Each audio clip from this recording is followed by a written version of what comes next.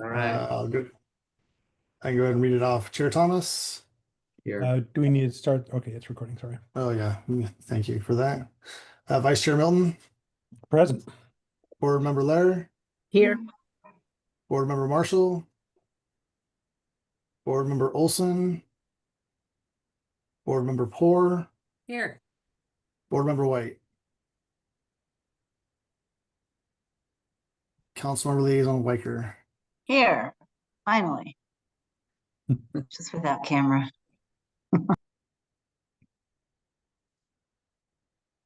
Okay. So, agenda. Allow me. The first item of business, I was the review and approval of the meeting minutes from the last meeting. Correct? Why is my computer taking so long to render? Here we go. I've reviewed the minutes. Do you have any comments or concerns with the draft minutes that were prepared by the staff? I don't have any concerns, and I move to adopt those minutes. Second. Is there a second? Moved and seconded. Any discussion on the minutes? Can we do this with an oral vote, or do we need to make the round? I think you can just call for a vote, and we'll all say, voice Those vote. those in favor of approving the motion, say aye. Aye. Those opposed? Okay, the motion is accepted. Thank you. So regular business, item 1. Oh no, sorry, item 2, water, sewer, and stormwater. Storm is spelled incorrectly. Stormwater rate discussion. So we're going to receive reports from staff. And I guess there's no action requested tonight, although I would like to see if perhaps we could maybe dispense with the stormwater rates, and maybe that would give us more time in the next meeting to deal with water and sewer, which are probably the ones that are the bigger ones that deserve some scrutiny and discussion. It's just a thought. So Sounds good. With that, Yeah, so you want to start with water?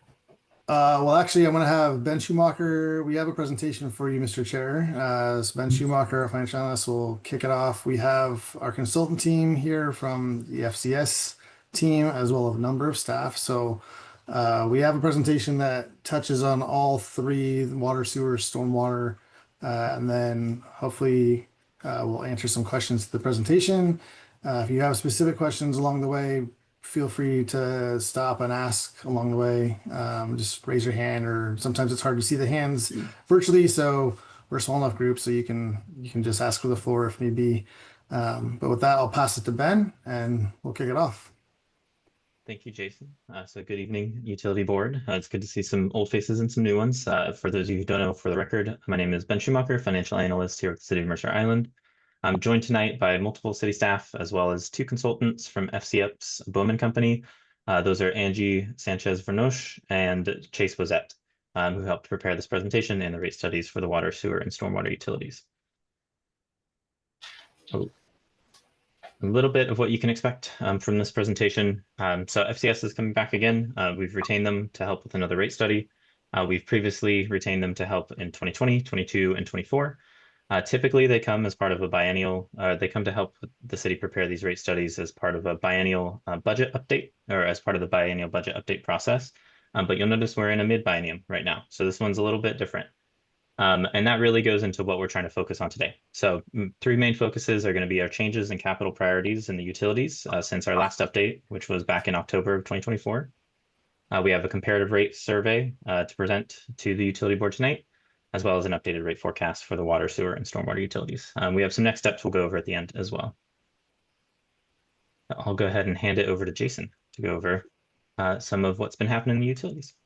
All right, thanks, Ben. So I'll sort of buzz through these pretty quick. We got some pretty pictures here for you, but let's talk about the 25-26 utilities. So as Ben mentioned, the city operates on a biennial budget. We're in the middle of that biennial budget process now. So we update the rates annually. Just a reminder to the board members, our capital program is on a 6-year cycle, but we really try and focus on those 2 years within the budget biennium. But we are trying to plan and prioritize those reinvestment needs for our aging infrastructure within all utilities. And just a reminder, much of the infrastructure on the island was installed in late 50s and 60s, with a lot of the expected useful life anywhere from 50 to 75, sometimes 100 years. But we're right on that early age of failure in a lot of the utilities, just given the age of the infrastructure in which it was installed. A reminder to the board, we have a number of plans that help guide these processes, including our water system plan, our general sewer plan, and our comprehensive stormwater plan.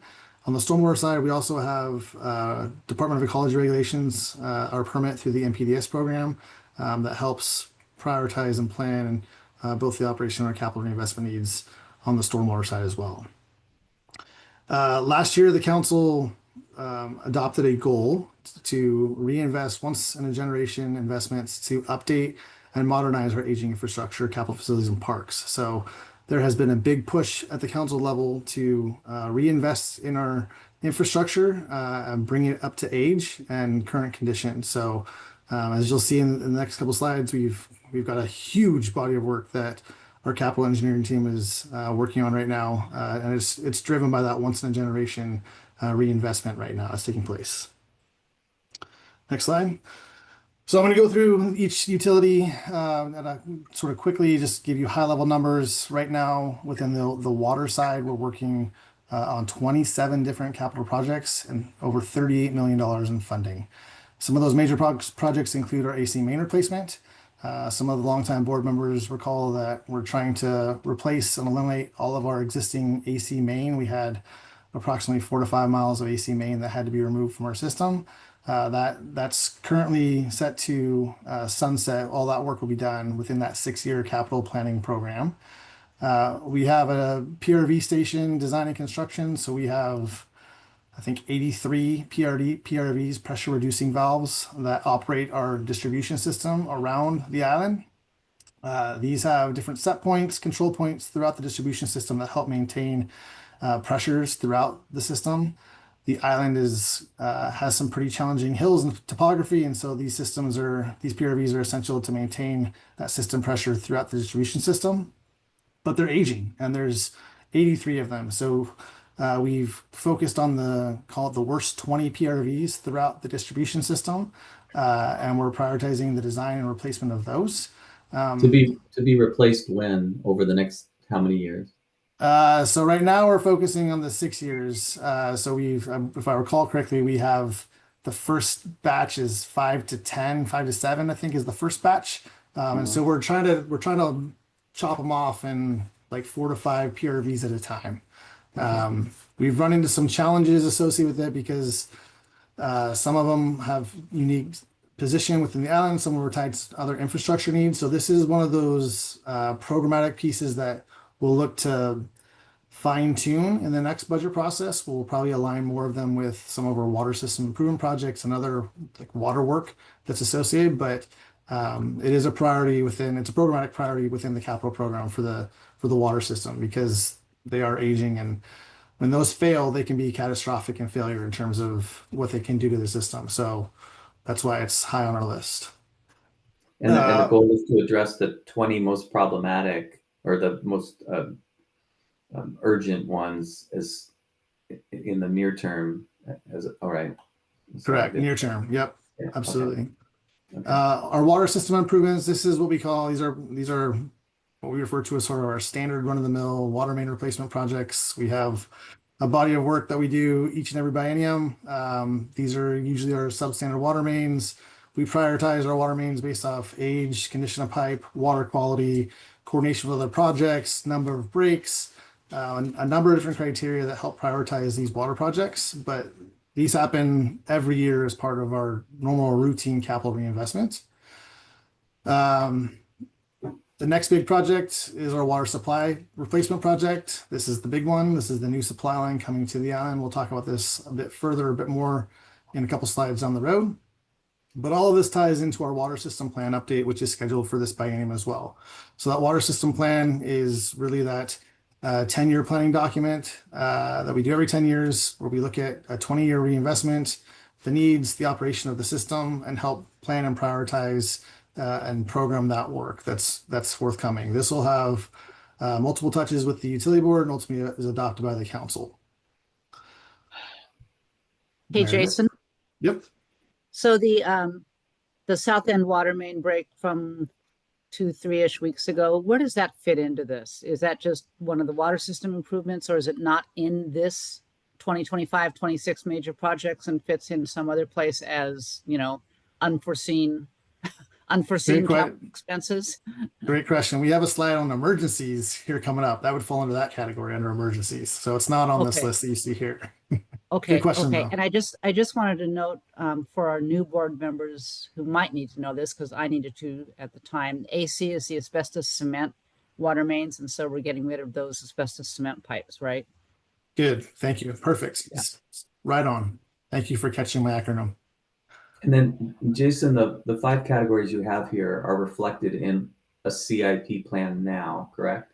And that Correct. plan, These are just, yeah, they're in the 6-year CIP. These are on our current, these are like current projects we're working on now in addition to those 27, or as part of those 27 you see above. okay, but and the CIP has been approved by council, correct? So Correct. it's all right. Thank you. Next slide. Jump into the sewer side. So our sewer system, 16 capital projects, 12.3 in funding for 25 and 26. For those of you who don't know, our sewer system is very special and unique. And I think that's an important component to keep in mind. So we are an island community. We have this wonderful asset called a sewer lake line. So if you don't know our sewer system, consider it basically a gravity fed system from basically Island Crestway. Take Island Crestway as the spine of the island, and everything falls down away from the island down towards the lake. And then we have 17 pump stations that pump our wastewater around the island through the sewer lake line. So that lake line is, that sewer pipe is actually in the lake. So it is a unique system. Not many other cities, very, very few, have similar systems to us. So it can be a blessing, it can be a curse. It can also be very, very expensive. So as you'll see in a couple slides down the road, our sewer rates are higher than many of our other surrounding jurisdictions, and that's because we do have a very unique and special system. And when I say infrastructure is at or near the lake or at the ordinary high water mark, it also adds a number of challenges in terms of permitting, timing and design, constructability, things like that tend to drive those costs up and slow the projects down. So we adopted our general sewer plan, I have to go back and look, but I want to say 2008 timeframe off the top of my head, 2008, 2009. We are set to do a new update now.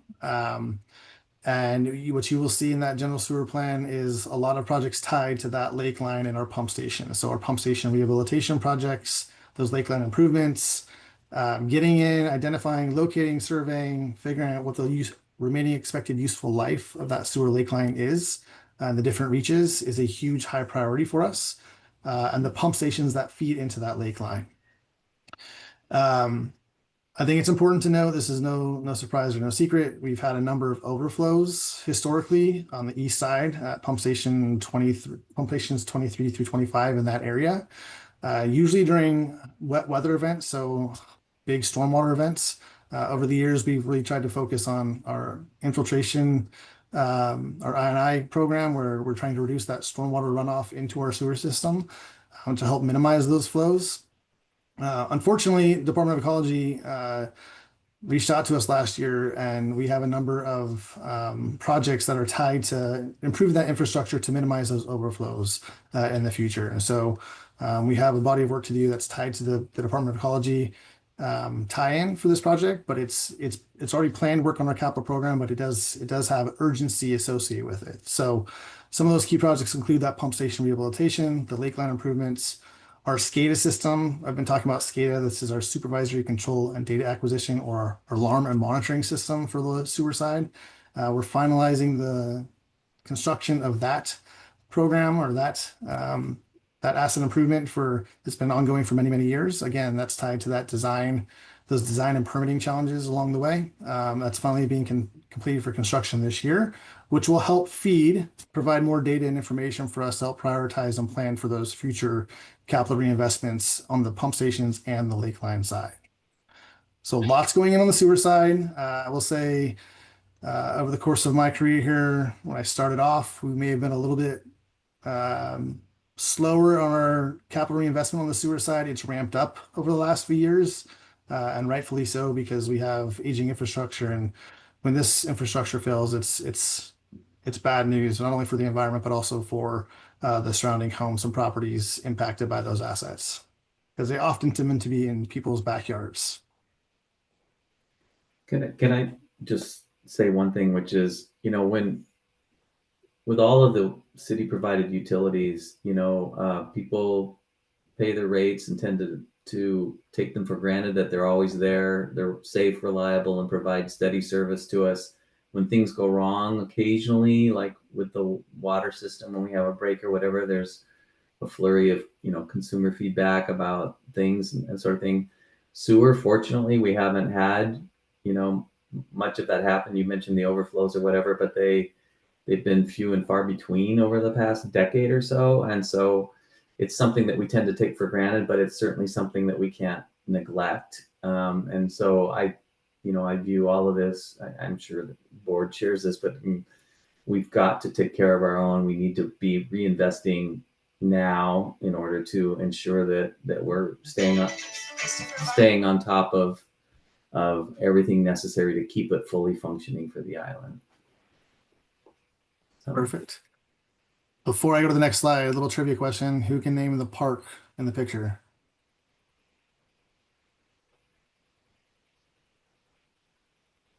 It's our downtown park. There it is, Mercer Park.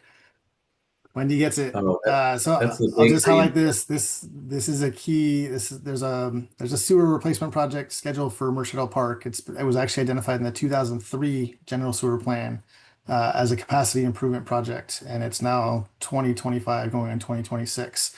We'll talk about it a little bit further, but that is a project that obviously impacts not only the city right away, but parks, and oftentimes a lot of these projects are in people's backyards, unfortunately, just given the way the city was constructed. So next slide. Stormwater. So we have 11 stormwater projects, 2.7 million in funding allocation. The major projects on the stormwater side, no surprise there. A lot of them are tied to street improvement projects. We have a number of water courses around the island. So we have some stabilization projects, a conveyance condition assessment. So of the three utilities, the stormwater is what we consider the baby. We have the least amount of data in our system about the stormwater system. And so that condition assessment is important. We're using a lot of closed circuit television and other assessment tools to help prioritize and replace both our capital reinvestments, but also our ongoing operational maintenance components of the stormwater system. And then we have a number of basin and watercourse improvement projects. And again, this work is oftentimes goes hand in hand with our open space team on the park side of the house because they have those shared spaces. Next slide. So board member Lair asked about the East Mercer Way emergency for a couple of weeks ago. So as much planning as we do, we plan and we plan and we plan. We're good planners. I promise you are, but things happen along the way. So on the water side, we've had a significant reinvestment taking place on the water side coming from the 2014 Boil Water Advisory. Some of you remember that. Many of us try and forget about it because it was very, very painful. Included a huge amount of work that came out of it after the fact. But it also it had a lasting impact on your teams, right? A lot of our day-to-day maintenance still is tied to the work that was unearthed during the 2014 Boil Water Advisory. The capital reinvestment, the booster chlorination station that was installed at the reservoir facility, that generated a body of work that was unplanned at the time, but essential to improving our infrastructure. In 2021, we had a landslide on East Mercer Way. Again, unplanned work that happened because of wet weather events. Compounds the work plan because emergencies you can't just ignore. You've got to address it in the moment. So Unfortunately, we're all too familiar with the last two major water emergencies that we had. And I say major because they were crippling to the city infrastructure when they happened. And that was the 2023 SPU emergency shutdown where they had a valve that failed, and it took them days to get that valve replaced and restoration of service back in line for the city. And then 2024, where we had that supply line break in that steep ravine over on Southeast 40th. Both of those emergencies really create a sort of a moment for us as staff and the council to sit back and say, wait a minute, are we doing this the right way, or should we be looking at something else? And so out of that emergency, the last emergency in particular became a new project, which is the new supply line project, which we're actively designing and heading towards construction next year on. But that was originally, that wasn't in the water system plan that was approved in the last go around. It wasn't even on our radar to replace that water main as our body of work. That was what used to be an SPU body of work because it was their infrastructure. Unfortunately, these emergencies, as well as Mother Nature, tends to be problematic along the way. They can create a number of smaller emergencies that force our team to react and respond and recover. And so some of that work is, you know, it happens at the end of the year. We can plan for the next capital program. Other times we just have to adapt on the fly and add it to the work plan as unplanned work. So why am I sharing this? Well, it impacts your staff's ability to get the capital work that was planned for done as well, because they have to shift their priorities. And so sometimes what happens is that body of work that was originally adopted as part of the budget process, we shuffle projects around and move projects out to accommodate the emergency work that comes in and sits in our lap. So with that, next slide. That, in addition to some other considerations, have impacted the rate conversation that you guys will be having tonight. Some of that work, when that emergency work comes in play, or some of those permitting delays, construction delays, the weather window shrinks on us, bidding climate's not quite right. Those considerations and factors do have an impact on some projects, where projects that were scheduled to get done in the 25-26 biennium, some of them might slide out until 2027 based off of maybe one or a couple of those factors along the way. When we program that body of work for that biennium, we are looking at our staffing levels, because we have to allocate a project manager or two, or the number of inspectors to a project, and we know how many hours of work they can put towards a project. But we don't overstaff for our position. So we don't have an extra engineer or capital project manager or inspector on standby to help with work, the emergency work that comes along the way. We shuffle the deck. And sometimes we lose staff, either through retirement, or they take a job somewhere else, or they leave the area. And it's been a challenge at times for us to rehire staff in those existing positions fairly quickly. So there tends to be a vacancy at times when that happens, and that can impact some of the work as well. So for the first time, what you'll see later tonight is we've applied a realization factor to the utilities, and you'll see that on particularly on the stormwater and the sewer side of the house, where some of these vacancies and considerations, other factors that have come into play, we already know some of these projects are going to slide out into the next biennium. We're not going to use that full funding allocation that was planned for a year ago, and so we've had to take our best guess, make some assumptions on what that work will be. But we've applied a realization factor to try and help soften that rate increase than what was originally projected. Other considerations for projects include coordination with other projects. I referenced the Mercer project earlier. It's a sewer pipe that's going to tear up the middle of Mercer Park. Originally, we had planned for basically a pipe bursting project, which means they bring a new pipe in and the existing pipe. Unfortunately, when we got into the design process, we learned the existing pipe isn't suitable for pipe bursting. So we actually have to do a cut and fill, an excavation project through that park instead. So it's got a pretty big, significant impact to the park use, right? We run a big summer festival. We do most of the music at the park. People love that park. It's our downtown park. So we have to coordinate with those other city projects and other street projects come along. Other impacts include the regional impacts, I-90 closures. We're trying to coordinate with school zones, right? Working outside the school season, if at all possible. And then you have big regional projects like King County and Sound Transit, where they've had their own construction challenges along the way. And their construction window, what was originally anticipated much smaller, ends up growing, and growing pretty substantially at times, not just days or weeks, but months and longer. So things that we have to take into consideration. And finally, I'll just say at the state legislature level, there's legislator impacts. So you've heard me reference that we have the water system plan and the general sewer plan on our docket now, but we had originally planned for these system plans to be sort of smeared out across a couple of years to get the work done.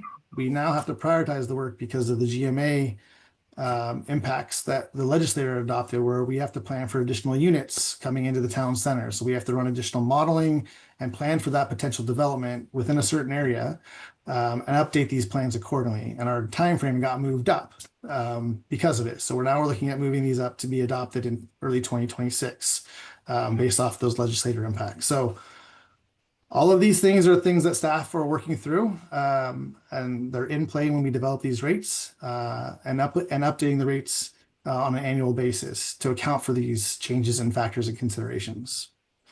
Steve? So just before you moved off of this slide, if you could, I didn't quite understand your explanation of the realization factor. Yeah, me too. We're gonna dive into it and I'm Okay. gonna ask you to hold the question, and then we'll have Chase and Angie go through the presentation, and we can touch base on that further once we get into sort of the number piece of it. But essentially, the realization factor in a very quick snapshot is some of the projects that we had originally planned for aren't going to get done. So we budget a rate increase, and set the rate to bring in a certain amount of revenue to fund projects. With some of those projects sliding out, they're not going to get done. So rather than there are still some projects that are potentially going to get done by the end of the year, but some of them are going to slide out. So we had to go back and look historically, like what's our number that we normally have sitting at the table, and we came up with a percentage in which work wasn't going to get done, and that's what we applied to it. Gotcha. We'll talk about it further in a Realized there was few going to be some slides. delay. Yep. Okay. I think Meredith has a question. Yeah, so Jason, forgive me if I'm being naggy about this. I understand that the South End thing is an emergency thing. I'm still not sure I understand where it is in the rates, or maybe when we get into the numbers, Ben can point out where that goes into. Great question. mean, So yeah, so I can touch on it briefly, and that is an emergency. It's unplanned work. So what's unique about that East Mercer Way project is usually with the water main repair, our crews can get down, we dig down to the pipe, and we do a call it a spot repair or a band repair in place. It's much smaller. Right. The East Mercer Way was a 250-foot section of pipe that had to be replaced. So that is in all reality, that's a small water system improvement project that happened It's as a an emergency capital work. type thing. It's a capital project. It was not planned for. It was not in our capital plan. We do set Right. aside some money in our capital plan for emergency repairs. I want to say it's about $200,000 per year, because we do have emergencies that come up that require us to do that work. But anything above and beyond that, we would have to appropriate from available fund balances or adjust the rates accordingly to accommodate for that impact. Okay. Capital reserves and then make up it. Yeah. Next slide. I think it's Chase's turn, if I'm not mistaken. Perfect. This will be me. So just a little bit, so with Jason highlighting everything that's been happening through all the utilities, it kind of tees us up to really digest this rate comparison study. So a little bit of background on this rate comparison study that was done. This was specifically requested from the utility board during our discussions in 2024. And it had been such a long time since this had been done. Staff agreed it was a good time to look and see, an example of how much Mercer Island residents are paying compared to neighboring jurisdictions. Our 8 comparable cities are listed there for you. Those were chosen with staff consideration. The primary factor for all of these jurisdictions is that they're full service utilities. So they all have water, sewer, and stormwater utilities for their residents. There were some assumptions made going into this rate comparison study. So everything you're going to see on the next graphic, or on our graphic on the next slide, is a monthly sample bill. There's a couple jurisdictions that bill monthly. It's bi-monthly, but because it was kind of in 2 different data sets, we just converted it all monthly. The amounts you're going to see are monthly. And then there was some assumed consumption rates for water and sewer that are outlined there for you. And then stormwater are just fixed rates across all jurisdictions. The primary goal here is really to just provide a comparison. You're always curious what your neighbor's paying. This is to answer that question. So when we move into the graphic itself, Walking through this graph, you're going to see our comparable cities listed on the left. So Mercer Island plus the other 8 comparable cities. At each bar extending from each jurisdiction is going to be made up of the entire sample bill and then split up per utility. So the blue part of these bars is going to be our water utilities, green is sewer, and then orange is stormwater. If we break, you'll see Mercer Island was the highest sample bill throughout all of these 9 cities that we looked at. If we break it up by utility, Mercer Island was the highest for water, it was the highest for sewer, and then it was about smack dab in the middle for stormwater. This is based on current rates, correct? Yes, these are 2025 rates. Thank you. Right. And I've looked at this for a long time in the thing because it's, you do hear a lot of complaints for people about our utility rates and I'm sure this is part of it. And I'm surprised because if I understood Jason correctly, the stormwater sewer, which is about the same, would be the one that we might expect to be more because we have this unique island situation and our stormwater has to go into the lake line. But the water and the sewer, and maybe I guess the sewer is the same thing. I was a little surprised and troubled, I guess would be a better way to say it, by this comparison. Yeah, so clarification. So the sewer system is the one I was talking about. So the stormwater is our stormwater runoff from the streets. The sewer system is the one with the pump stations and the lake line. So that is exactly why our sewer system is. It's just more expensive to run. To be perfectly honest, it's much more expensive to run and reinvest in than other utilities. I'll give my tidbits here too, and that's just on the water side. Ben, were you guys able to run the numbers if you pull the water supply project out of it? We do have them. I think we have them more towards the water section of this. That's I don't fine. have them off the cuff, but we did run a scenario if we didn't have this SPU supply line where we're overtaking the work involved with replacing that. It really does reduce the rates that we've recommended for the water utility quite substantially. It's something that, Jason called emergency work. It popped up in 2023, 2024. And it has really started to affect the utilities quite heavily. So an example of that emergency work, that project is a prime example where it really starts pushing up these rate recommendations to cover for this emergency work and unprecedented work that may have been missed in a plan because it's just an emergency. Councilmember Weicker, I think you might have had a question. I was just going to say our system is unique. So the water we're getting from SPU versus the other cities that get from a water district and the lake line is a whole different beast in itself. So I think it's justifiable. It's a little alarming, but we are an island and our utilities are too. So I think that big picture is kind of important as you look at that bottom line. Board Member Milton. One was just a kind of a note in the sense that most of the comparative cities are actually newer than their infrastructure is generally newer than Mercer Islands. Most of them anyways. Shoreline isn't maybe, but Shoreline's had a lot of growth that was later as well. Same thing with like Edmonds. So that is one element of it. We're hitting some of those replacement points sooner than some of the neighboring ones, especially the someone like Redmond, which is probably like the newest, or Issaquah, the newest city on these comparison charts. And then one other piece was that, again, the sewer is significantly more expensive than the other cities on it. Some of the later pages in the packet had a breakout of the sewer component versus the storm component numerically, which made it a little bit easier to try and look at it.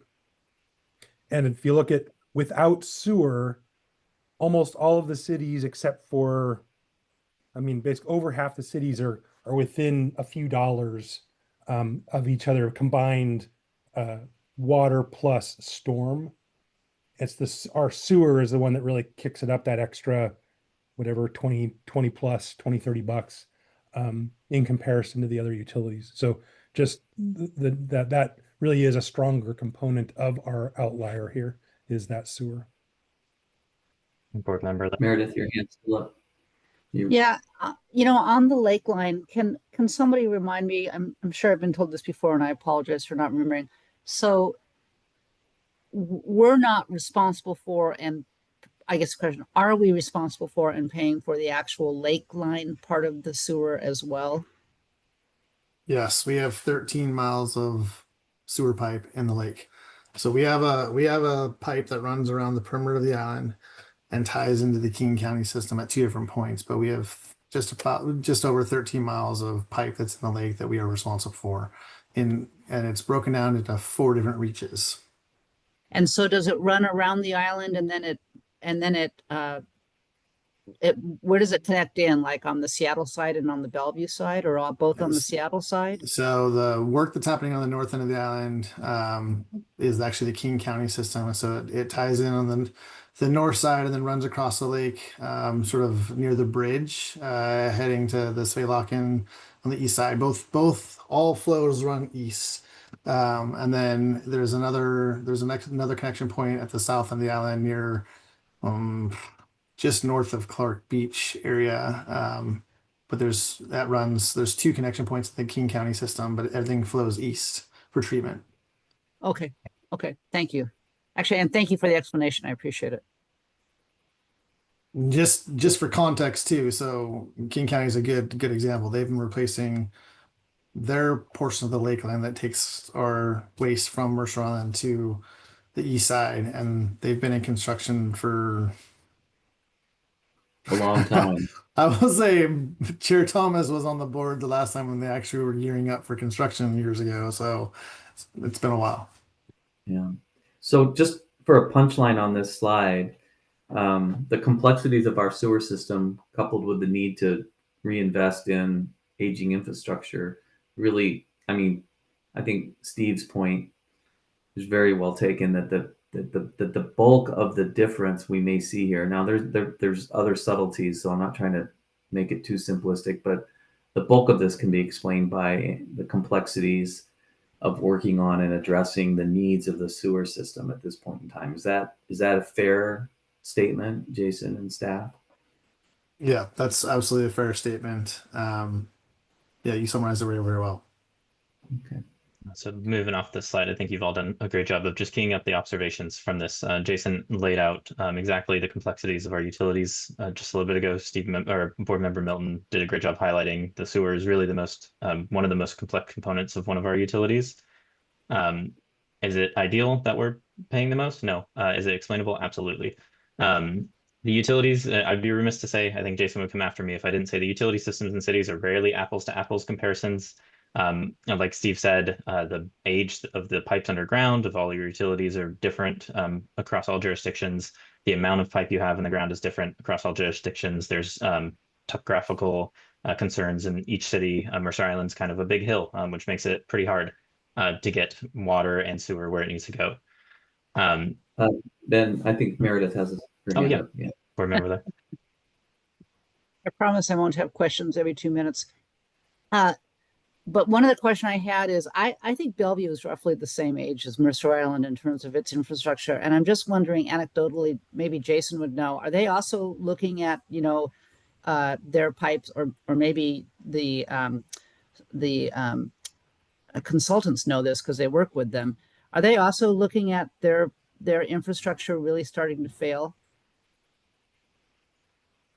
Yeah, that's a good question. On the sewer side, I mean, so the aging Or even infrastructure their water side, Jason? Yeah, even so their I water mean, side. so on the water side, the easy answer, I mean, Alan, plug your ears. Alan doesn't like when I use this number, but uh, we are at we were at 13 water main breaks for the year already a couple weeks ago. I think we've had those two on East Mercer, those three that week that bump us up. So I will just tell you, we are usually the leader in the clubhouse for water main breaks, and that's a reported number that all water districts and utilities have to report each and every year, and we are in the top third and usually at the very top of the list or near the top of the list with the number of the main breaks that we have on the water side. So, I mean, aging infrastructure is an issue across the region. I think the FCS team is going to talk about the King County sewer rate that's being proposed. King County Sewer is proposing significant rate increases on the sewer side because of their aging infrastructure. And again, they have additional Department of Ecology requirements because of overflows they've had.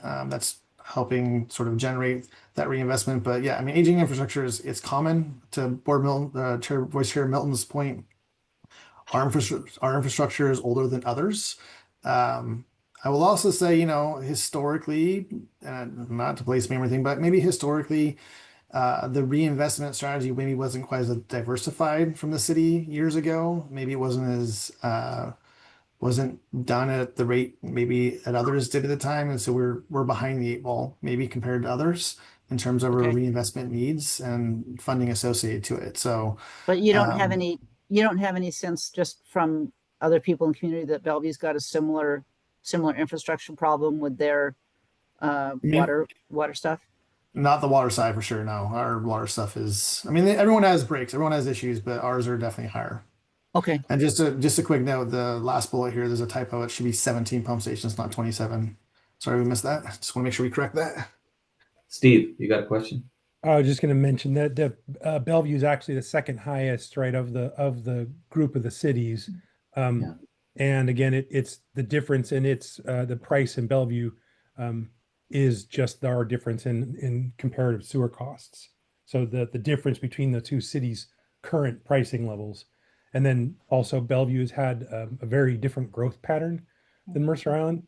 You know, Bellevue's probably doubled or tripled in population because of the densification of the downtown, and that densification, a lot of that is done on the utility permits and things like that the developers put a lot of money into investing in upgrades and infrastructure in their oldest parts of the city. So which is something that obviously Mercer Island is kind of built not to have, so significantly less, net growth. So just as a observations.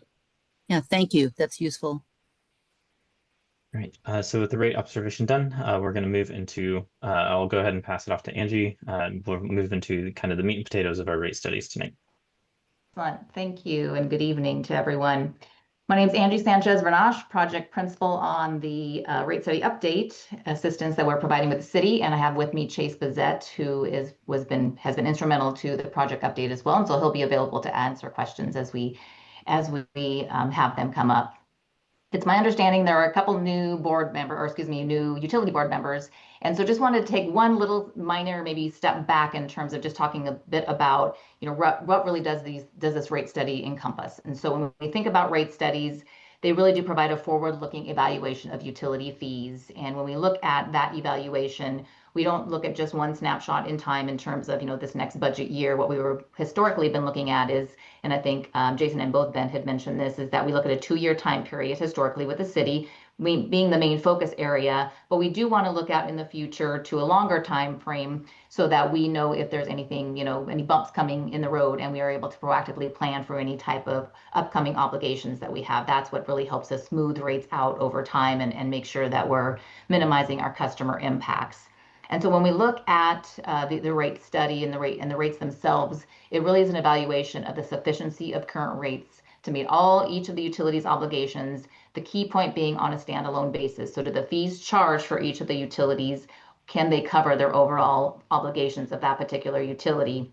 The graphic on the side there really does look at not only direct obligations, so you're looking at operating costs, capital improvements, debt service, but also those fiscal policies, which we kind of talked about emergencies early on in the presentation. Those fiscal policies do set us up so that we have appropriate reserve fund balances and a number of different capital, improvement funding in terms of system reinvestment, so that we can be flexible to the fact that there are going to be emergencies coming up, and how we can respond to them is going to be extremely important if we set ourselves up appropriately. And so for this particular study, again, we will look at this on a standalone basis. We identify what the revenue requirement is for each of the utilities, and then determine at that particular time what type of overall rate adjustment we need in order to meet our overall obligations.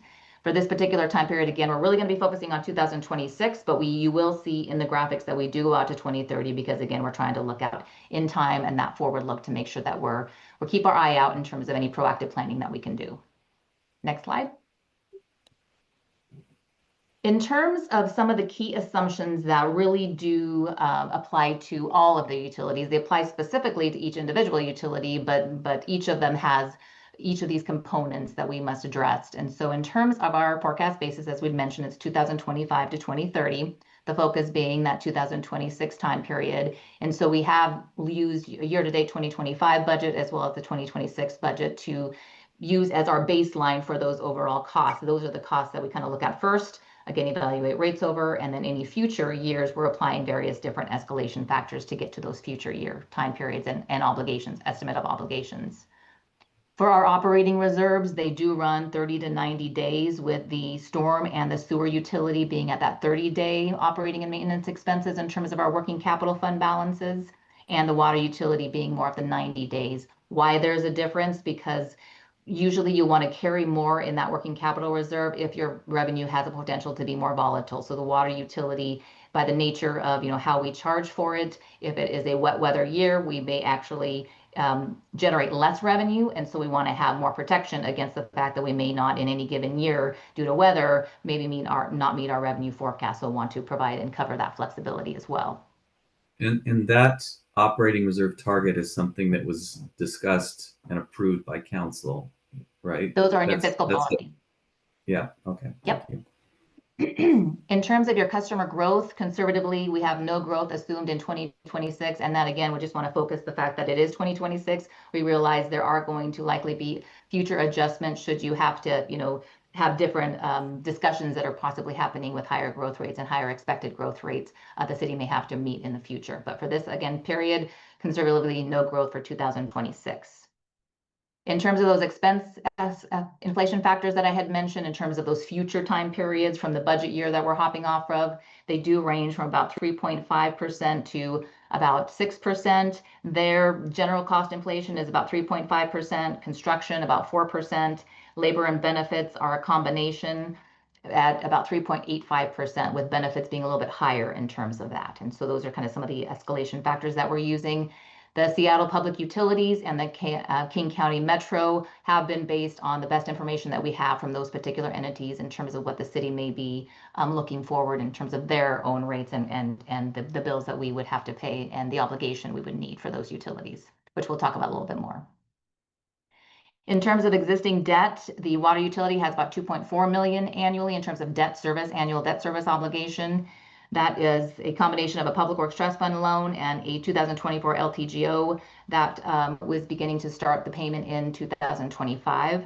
The sewer utility has one Public Works Trust Fund for the lake line replacement and an LTGO as well. In terms of also the lake line, that ultimately, I think, as you'll see in the sewer utility, will ultimately be phased out over the time period that we're looking at. So there is a change there. And then finally, Jason did a really great job of talking about the capital plans and what is going to be expected in each of those particular utilities. There is a combination, again, why we're doing this mid-biennium review is that we really want to take a good look at what are the capital needs, where are we today, what does the future look like, what is the realization factor? We're going to be talking about that in terms of what we anticipate being able to accomplish in each of the particular utilities. And so you can see there we're looking not only at the 2004 actually expended, but also what we anticipate 2025 to be ending year at, as well as what's coming up into the future. And we'll talk about each of the utilities as well there. Next Just slide. a quick question before you move on. Just the definitional on the existing debt service. That's referring to how much the city pays annually against the debt that it has for these. That's right, principal and interest payments annually. Principal and interest. Okay, thank you. Okay, next slide. So the first utility is always, kind of orienting ourselves to what will be presented. The following utilities will be the very exact same format. And so in the next couple of slides, we're going to talk about water utility first and the specifics that went into that particular rate update. Again, it'll be the same format for the sewer and the stormwater utility, but very specific to their particular own user obligations that we're needing to meet. Okay, so let's go ahead and dive in here. So what we have here is you're going to see this graphic that's from 2024 on the left-hand side, running all the way to 2030. Again, our visual focus area would want to be on that budget 2026 kind of column there. For that particular column, we again use the budget 2026, and you can see in the gray there, if we're going to kind of start stacking our obligations up, we have operating and maintenance expenses in the gray. We have our SPU water purchases in kind of that teal blue. And then we have existing debt service, which we had just talked about, the $2.4 million. And so together, that does kind of make up what our total annual obligation is for the water utility. Moving forward, it would consider any type of existing or new debt service that we would be anticipating. That will be in the next couple slides. or any type of inflationary increases. So you do kind of see it slightly going up. That is just assuming are the inflationary factors that we had mentioned based on various different labor, general cost or benefit type cost line items. So in total for 25 to 2030, the operational costs for the water utility are about $9.5 million, increasing to about $11.3 million. Again, with that first number really being our focus area for 2026. Operating and maintenance is about 4.8 million to 6 million of those total costs. You can see their SPU water purchases are a pretty significant amount in terms of what it takes for the overall needs of our water utility to be able to supply water. And then finally, existing annual debt service there in that $2.4 million is again related to that Public Works and as well as the LTGO new debt issue that began in 2025. Is there a question? Yeah, Angie, the difference between 24 and 25 operations and maintenance, I mean, it's a year-to-date estimate. It seems a little bigger than the rest of the increases for the following years. Is that, Yeah. do you know what the why it's a bigger increase for 2025? Yeah, and thank you for that question. That was a note that I had here to make sure to mention. During the last rate study, it also kind of has showed this jump in 2024 and 25, and that was due to a new compensation plan that the city had to, and that was, I think it started in 2024, but it did cover two periods in 24 and 25, and that was new salary schedule and classification system for non-represented employees, and so there were higher increases due to that particular new compensation plan. Then that's that jump that you kind of see there. All right, thank you. Great. And so again, there's this kind of what our overall operating obligations are for the time period that we're looking at. So again, we not only look at operating and debt, but now we need to look at capital and what are those particular needs that we have for the water system. When we see here again the same time period, 2024 to 2030, what we can see in the graphic in 2024, kind of going over to 2025, again, you kind of see this bump of an increase.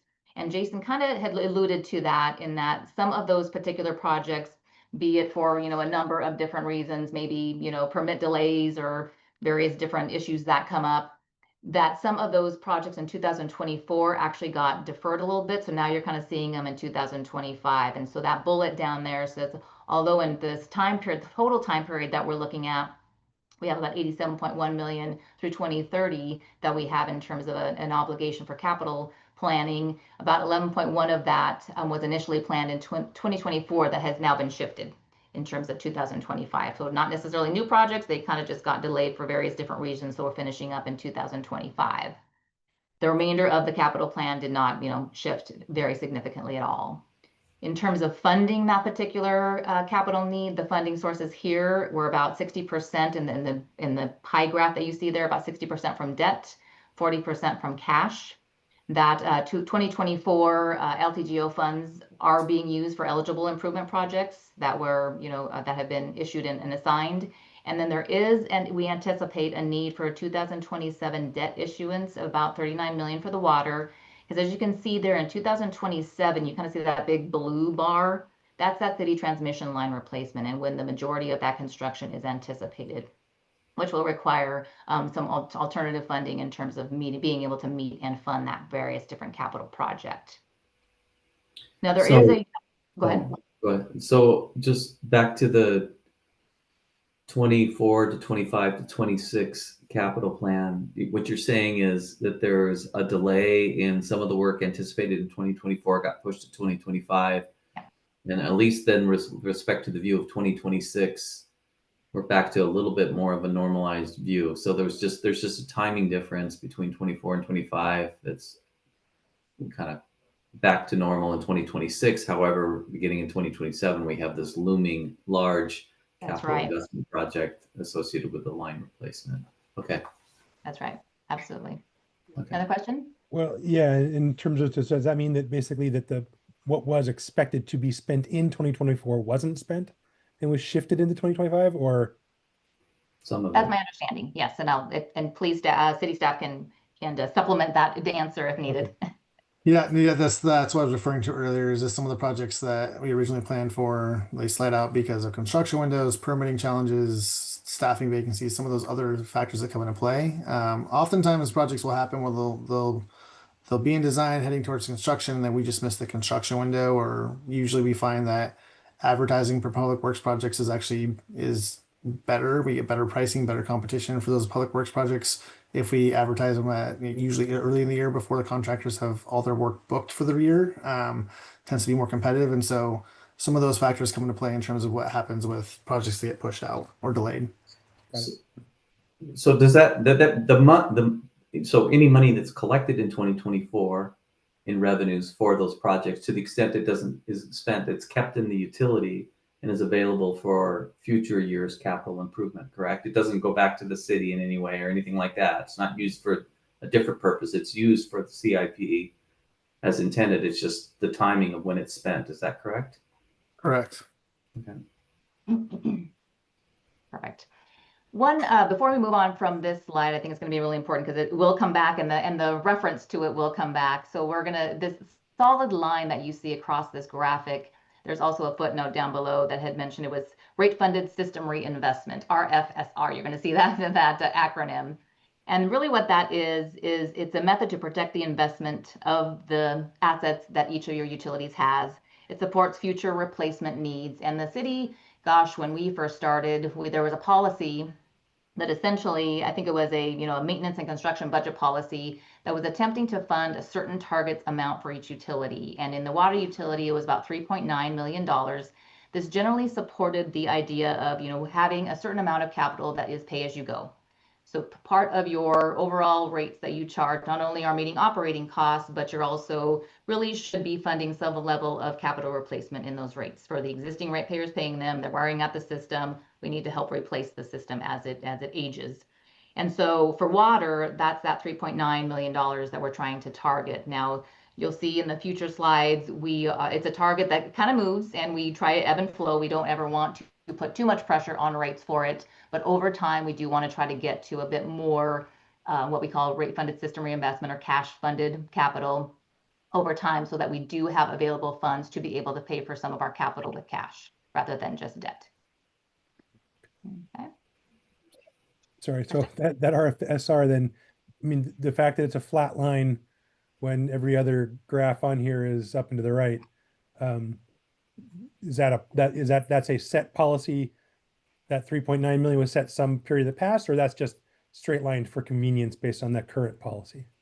It's set a bit for convenience. It was set based on an average of a 6-year CIP. If I looked at your current 6-year CIP average for water, you're probably looking more at 11 million. So we want to be careful with those big peak projects that it's not influencing that overall number. And at this particular time, we have not been able to hit the 3.9% without putting too much pressure on rates. And so we just kind of set it there and left it as a target to say we really want to eventually ultimately get here. But right now, we're not going to increase it at this particular time, simply because we have some very unique projects that, again, your policy being anything over $2 million should be looking at alternative funding for those particular projects. We want to make sure that we're doing the best to balance our overall funding needs with the impacts to our customers. It's a tricky balance.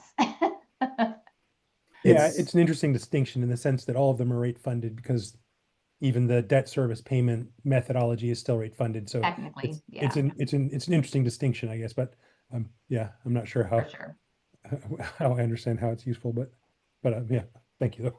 Sometimes people refer to the rate funded system reinvestment as existing ratepayers kind of paying in. The overall financing kind of can be more of a intergenerational equity, in that some of those projects are lifelong projects, so they're actually going to be benefiting future ratepayers. So that makes sense to debt finance some of them as well. So again, it's what projects they're doing, what is the life of these projects, and who are they going to be benefiting, and trying to match some of that up as well. Steve, I'll let you buy me a cup of coffee and you can explain it to me so I understand it better. Fair. So Angie, is I think you just said we had a policy of more than $2 million. They want to look to debt financing. Is that a city council? Whose policy? I mean, it's the city's policy. Did the council do it? It's the utilities department. I know this board has recommended similar guidelines in the past. Right. That concept of smoothing it out over time, since it wasn't just all of us, quote, current residents that that got us to this location either. So stuff that's long-term projects, right? And I Right, but believe Angie, it's the written financial policy, fiscal policy that we were provided, yes. And again, it's not that it's not so hard in that anything over must be. It's more of anything over should be considered, should be considered for alternative funding. yeah, Ben, do you know the answer to that? Is that something that came out of the board, the utilities board or the utilities department, or just the city I can see Matt, our finance director, popped on. I'll let him answer this one because he's so enthused about it.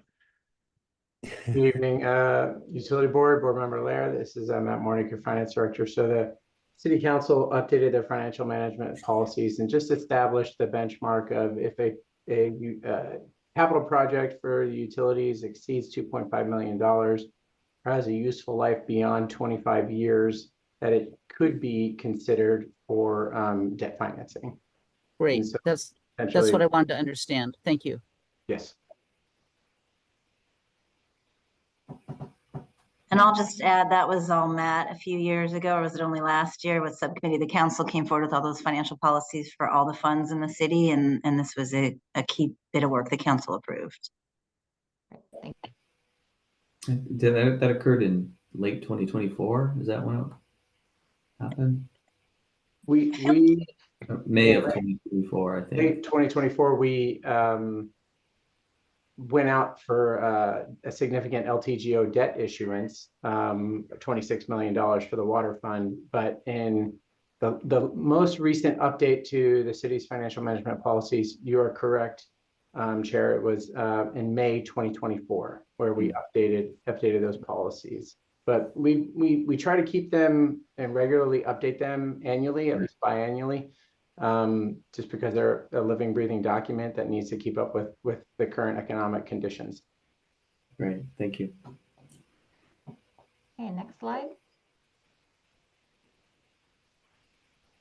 So then bringing all of the information together, we have our overall obligations for the 2025 to 2030 time period in our bars. We have, in terms of the lines, so the solid line represents the revenue that is currently, you're currently generating with existing rates. And then the dotted line is the anticipated rate adjustment that is required in order to meet our overall annual obligations over time. And so you can see that if we kept it at that solid line, we would not be able to meet all of our anticipated obligations for 2026. We could meet our operating costs, so we can meet, the O&M, the SPU, the existing debt service. But what it starts doing is it's cutting into our capital, that green kind of gap, that the green bar that you have there in 2026. And then we move to 2027 because of, again, that line project and the debt that we're going to have to incur for that particular project to construct it.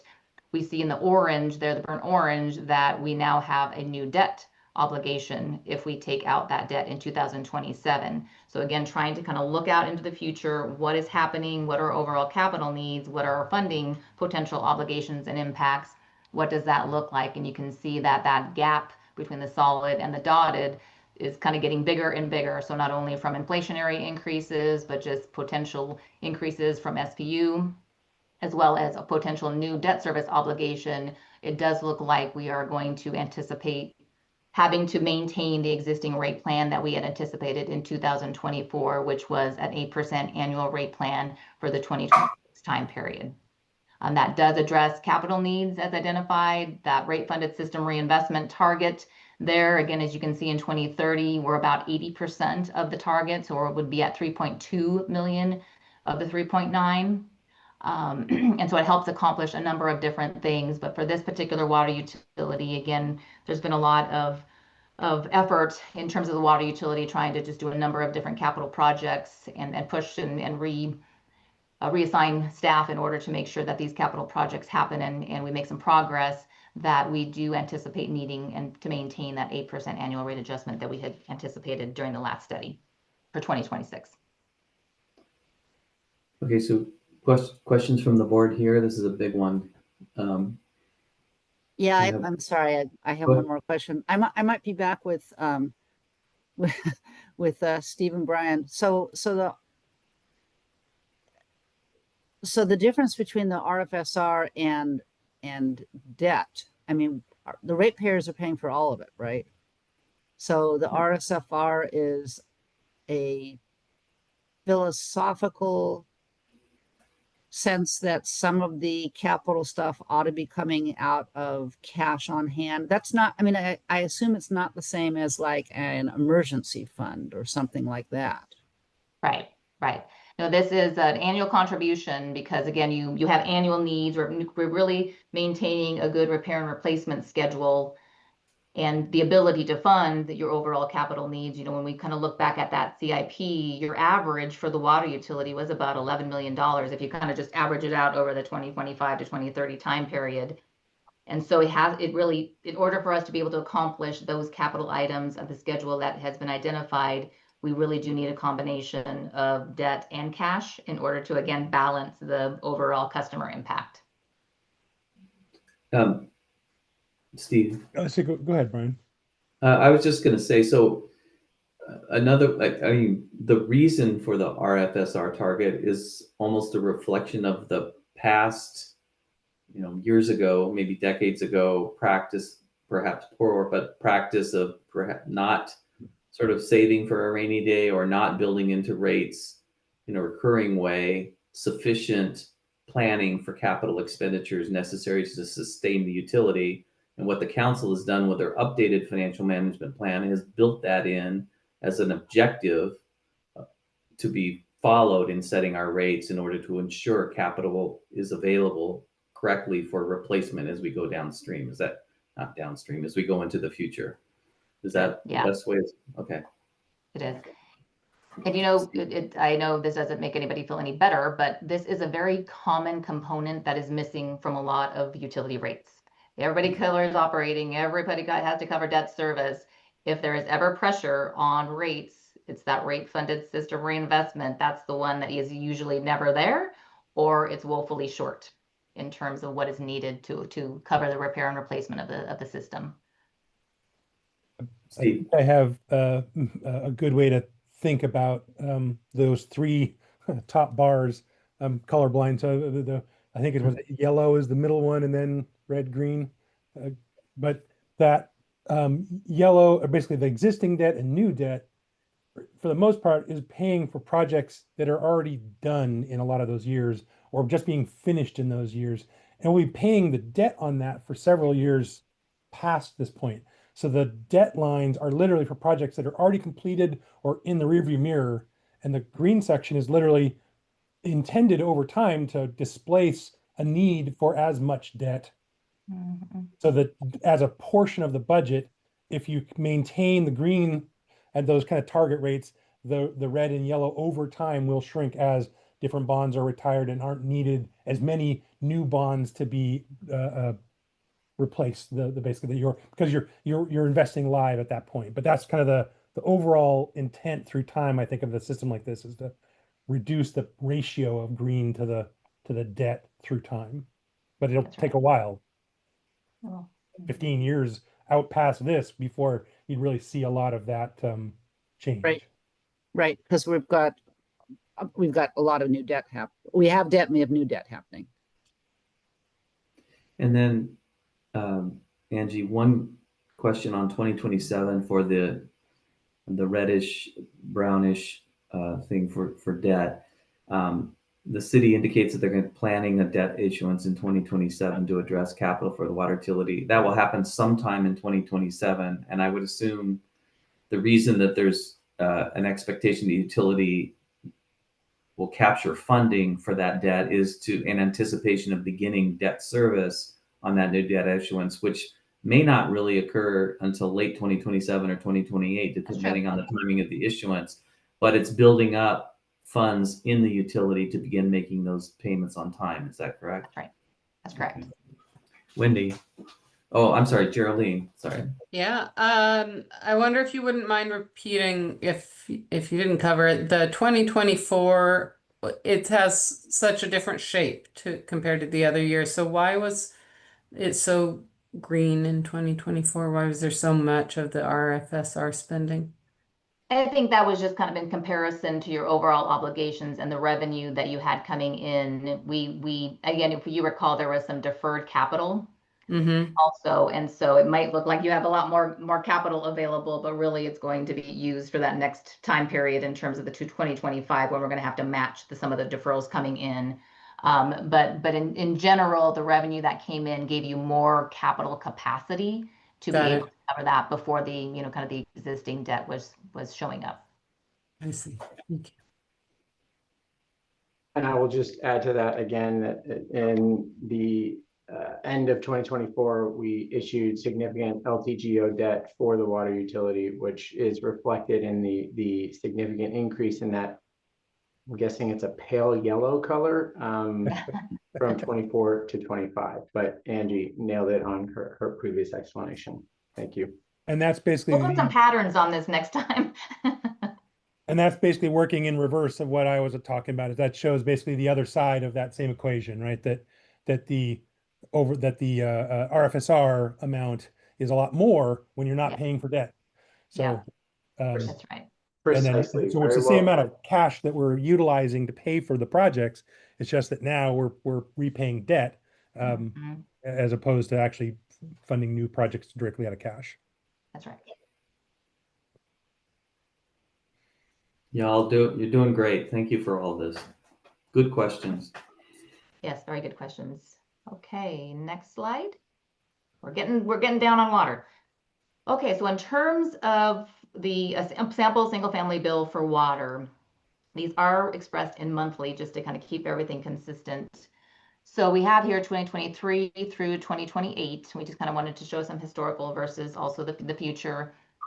The recommendation is to maintain the existing plan that we had in 2024 in terms of the 2026 8% increase. So that would mean that a customer with a 3/4 inch meter, 700 cubic feet of monthly usage for a single family would increase from 76.96 to 83.11, which is about a $6.16 increase in terms of that monthly sample single family bill.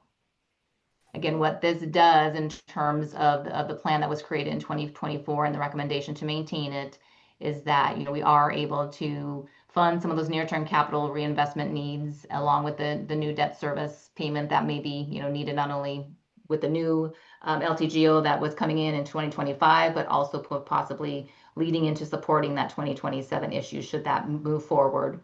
And again, really being mindful of trying to make sure that, yes, we know some years that rate funded system reinvestment might erode when we're taking on new debt, but also trying to continue to increase and inch over to try to meet that particular target over time by 2030.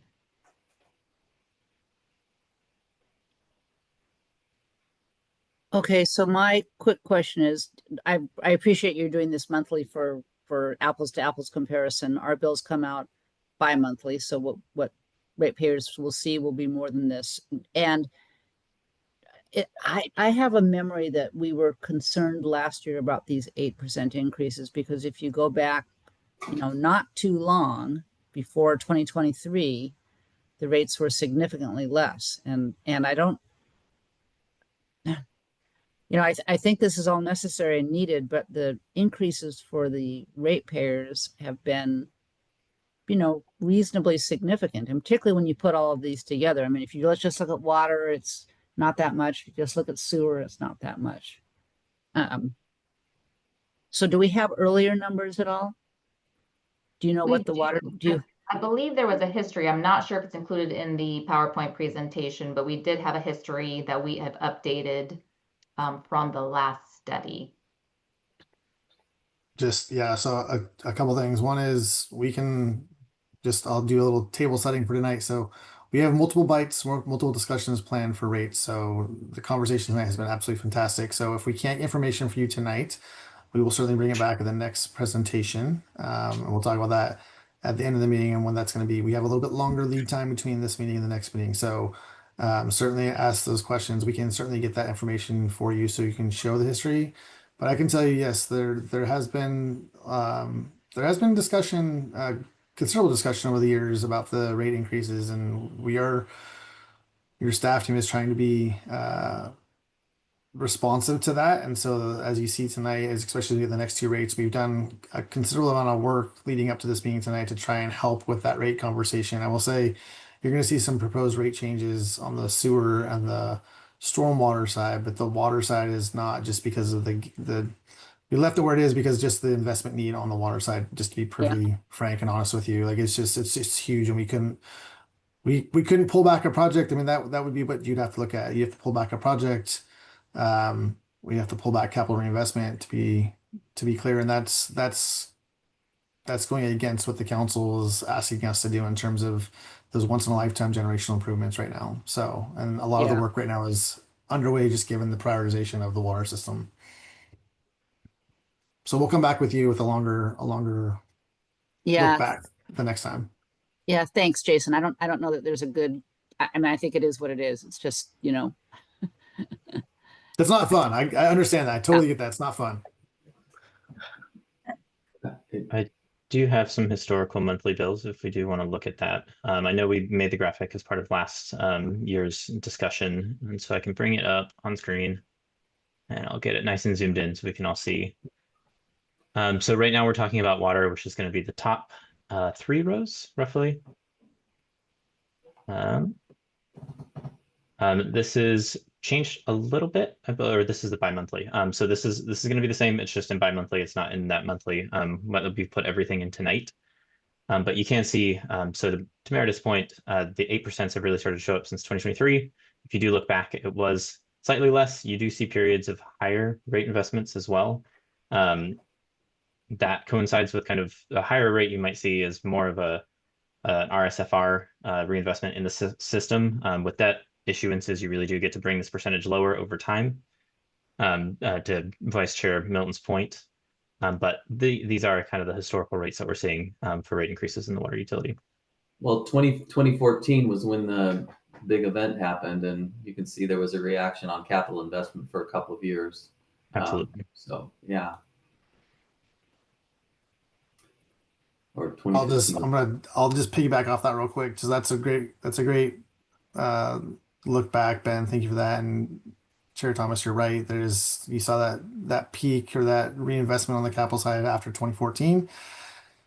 That is not uncommon, right? So the emergency happens, we respond to the emergency, and then we go through that planning exercise, that design work on what that next body of work is. And so sometimes it takes a little time to get the hamster wheel turning and ramp back up to what those reinvestments needs are. The board that was part of the rate conversation last year, we were talking about that reliability action items that came out of the 2023 water line work. That work has been underway in the background. It's not part of the current 6-year capital program. It will be part of your capital program. Different elements of it will be part of your capital program in the next 6 years, but that's not reflected here because that's sort of trickling in as we get to it. So that is sort of par for the course with those emergencies. They ramp up. There's a little bit of a taper, and then they ramp back up again once those capital projects come in. We try and prioritize along with other projects and fit them in where we can, but that is a common practice. Wendy. And I'll just add, in my day job, I'm tracking rates at the county and other cities and inflation in general and the cost of doing business, labor, equipment, supply chains. I mean, it's not pretty out there to try to get these big projects done. And we all hate to see 8%, but that's unfortunately just the reality that not just we, but other cities and counties and states are facing with how to get these critical projects done. And looking at the overall package, at least it drops down to that 6.77 next year, and hopefully 7 in 2027. Like, this prudent planning is painful, and we're lucky to have the reserves we do and the due diligence we have with our capital project. And 8% sounds like a lot, but in the scope of what everyone else is dealing with, it's pretty much on par from what I've seen. Yeah, Wendy, but it drops down from the 8%. But if you look at the percentages, you know, over the last several years, these 2 years are clearly the highest. And if you look at, you know, the bills compared to 2021, for instance, 5 years ago, or 2020, you know, 294 to 392. So it's up almost $100, which is basically almost 50%. And I think we were trying to be a number. It's terrible, and it's everywhere. And I think, Jason, correct me if I'm wrong, but weren't we extra prudent during COVID, given that economic headwind that nobody knew was happening in 21, 20, 22? Like, I feel like we really tried to suppress increases at that time. Yeah, there were, and with COVID, there was a significant amount of staff reductions, right, that took place during COVID as Right. well. Right, So there were some that costs, yeah. yeah, that had an impact for sure. Okay, I can show. No, No, this is great. Good These are great job. conversations. It really is good discussion. Yeah, I just, Meredith, you should ask as many questions as you want. That's Please right. don't. please. feel Yeah, bad. and it's hugely important because it validates when staff takes it to council and up the line and Matt has to present it. It's our job to ask questions. Okay. Okay. I mean, these meetings would go a little bit faster if Jason wasn't so long-winded, but that's just the way it is. And we're gonna have to accept that. Totally valid. Yeah. Well, the This good is news fun. is the other utilities are in the same kind of format. So now we're kind of oriented and can kind of focus our eyes to where we want to focus. So next slide, I think we're going to start moving on to sewer. Excellent. Okay, so similar to the water utility, we're going to start with the operational forecast. And again, here, eyes focusing on kind of that 2026 budget time frame, even though we have that future identified there. Now, the interesting part, I think somebody had mentioned, sometimes at some point, some debt's going to fall off. And so in the sewer utility, that existing debt, actually in 2030, you can see that kind of yellow bar, that very top bar actually falls off in 2030 because one of the debt issues falls off. And so that is absolutely right. We are tracking that. We're making sure to ebb and flow as needed with the overall obligations. But for the sewer utility, in terms of the operating and maintenance costs, they're about $3.6 million to $4.5 million. King County treatment, we have a separate slide for this because this has changed quite significantly from our conversation last year. We will show you an updated King County rate forecast, which is quite different, but those particular costs are about 6.1 to 10.8 million. So that's representing about 63 to 70% of the overall operating cost of this particular utility, which we, unfortunately, as a city, do not have control over. It's kind of a bill we get, and that's kind of what we pay. So the range of 6.1 to 10.8 is what? Is that the expected increase between point A and point B, or is? Yeah, so from 2025 to 2030. So the 6.1 is the 2025, the 10.8 is the 2030, and we'll show you why that is kind of looking like that. And then I think it's the next slide. And then here we'll have Right? Sorry? That one's like a pass through. It actually shows on the utility bill. It is. It's a pass through. Unfortunately, when you look at, however, the total customer bill and the experience that they're getting, it's included in there. And what we'll show when we kind of at the very end combine all of the bills, it's a significant impact to your total bill that King County is actually representing. My dog isn't thrilled about what King County's doing to us. I apologize. Yeah, Sure, and we've talked about this before, I think with Jason. I mean, the fact that that's going up so significantly because of King County is something that really needs to get out into the community. For sure, for sure. And speaking of that, so the updated King County cost forecast at the very top of this, at the very top table, the gray is what was kind of that first line, is what was previously anticipated with the forecast that we had in hand at that time. Just this beginning of the year, we got an updated forecast from King County, and you can see 25-26 pretty similar. When you start getting to 2027 and beyond, now you're looking at double digits from what we thought was going to be a 7 to 8% increase. Now we're looking more, 12.75 to 13.5%. So that's why you see that very big ramp up in that previous graphic in terms of what the portion that King County is actually taking in terms of the overall obligations for this particular utility. Again, overall, yes, a pass through, but it's dwarfing kind of the local costs that we have and what we can actually control in terms of our particular impact on these bills. And what you can see there at that last bullet, the 2030 cost to customers is about 23% higher than previously forecasted. So that when we get to the full bill, you'll see that impact. Question? I just want to say, Jason, to that point, can you make sure Jesse or Alana or whoever engages with King County on our team is following this and speaking up? Because I heard about these rates. I haven't seen them before, but this 13.5 in the out years and 7 to 12, like I get that's critical infrastructures too, but it's that hidden secret sauce that nobody's tracking and is hugely important for the city to engage in. Yeah, great minds think alike. I was going to jump in and say we are working with the SCA and this is something we're working on. It will be something we share with the community. It's something that we're paying close attention to, because these are big numbers. And as I spoke earlier, we have our own massive reinvestment needs on our own sewer utility, that are going to cost us enough as it is. So yeah, we are working with SCA and others to track this and trying to work with the county on things. We understand they have infrastructure needs too, but these are some tough numbers to look at for sure. And I'm with your dog, Ryan. They're not good. I heard there was some rate summit, Jason, if you could chase that down and make sure you or Jesse are there, like they need to hear voices loud and clear. Yep, we'll do. Geraldine, you have your hand up? Yeah, and wondering what we know about their spending. Why are they justifying that kind of rate increase? Similar things, infrastructure needs.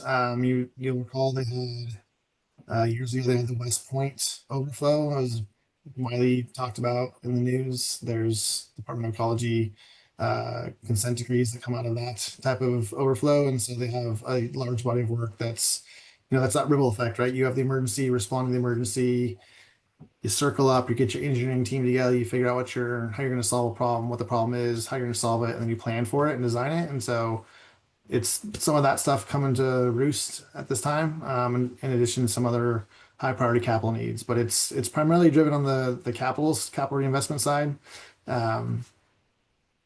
And it's a combined system. It's sewer and storm together. That's ancient and very limited That's a great capacity in an point. urban area with same capital, supply chain, and labor costs that we're dealing with.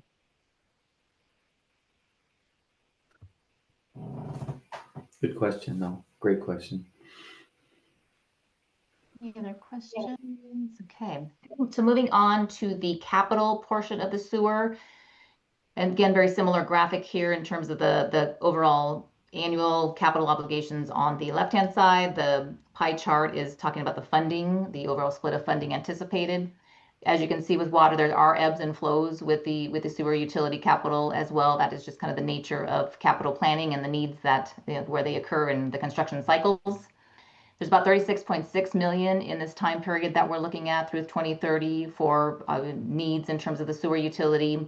Similar to water, there was a little bit that was deferred and kind of shifted to 2025 in terms of about 3.3 million that was initially planned for 2024, that's now in 2025.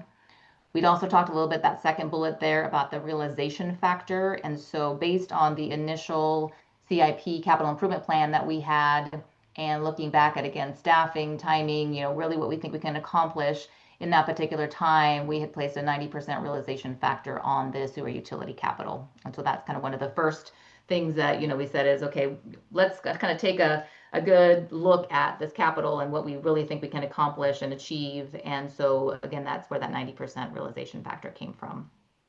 It does look like there's about 62% and 38%, mix of debt and cash financing. And again, that includes about 24 million in that 2027 debt issuance. So we do try to time and make sure that if there is a debt issue, then each of the utilities that might need some funding, that we're timing that up appropriately. And so there is a bit in terms of sewer as well.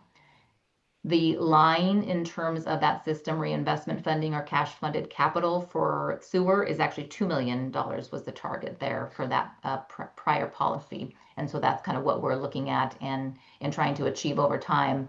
As you can see there, if you look at just kind of how the capital levels that you have are pretty significant in comparison to that rate funded system reinvestment. So again, it's that combination of, overall impact, trying to achieve increases to that rate funded system reinvestment line over time and make some progress.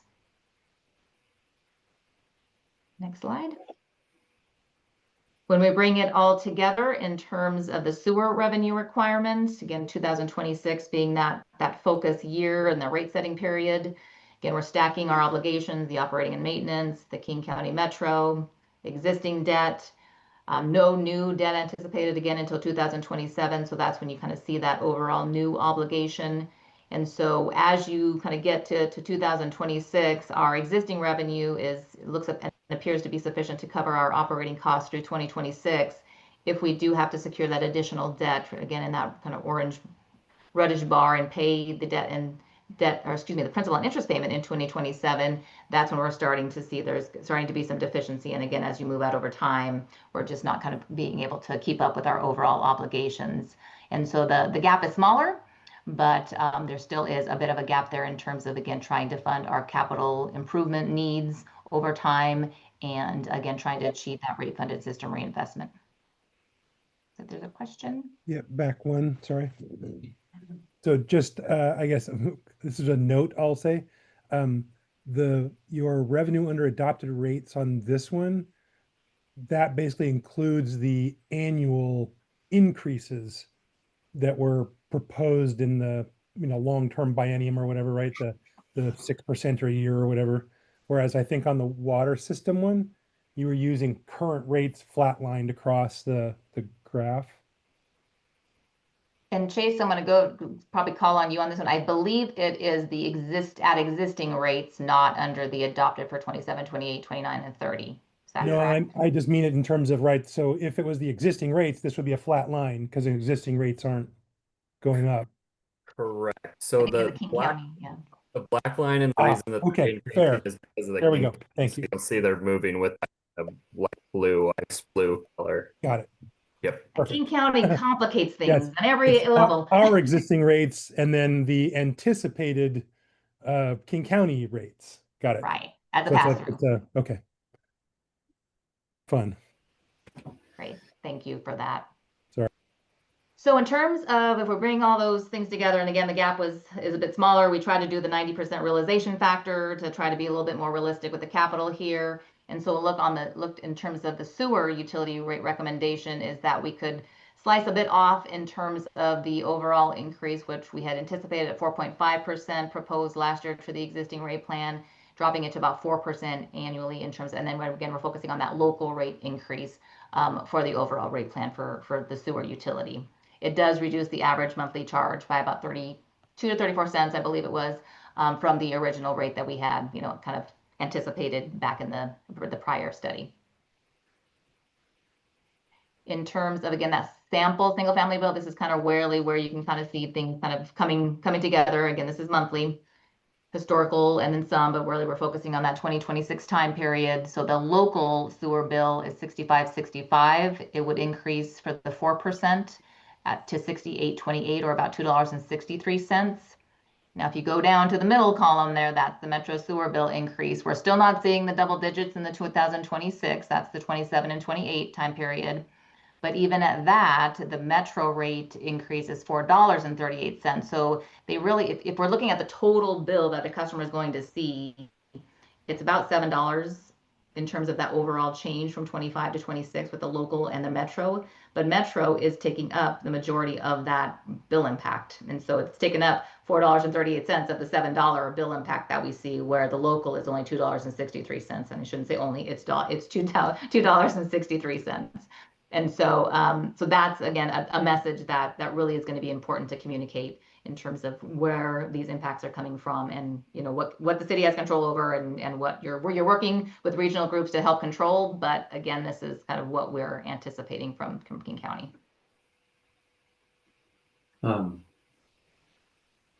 I'll save it for the end. Okay, keep going. Thank you. Questions, anybody?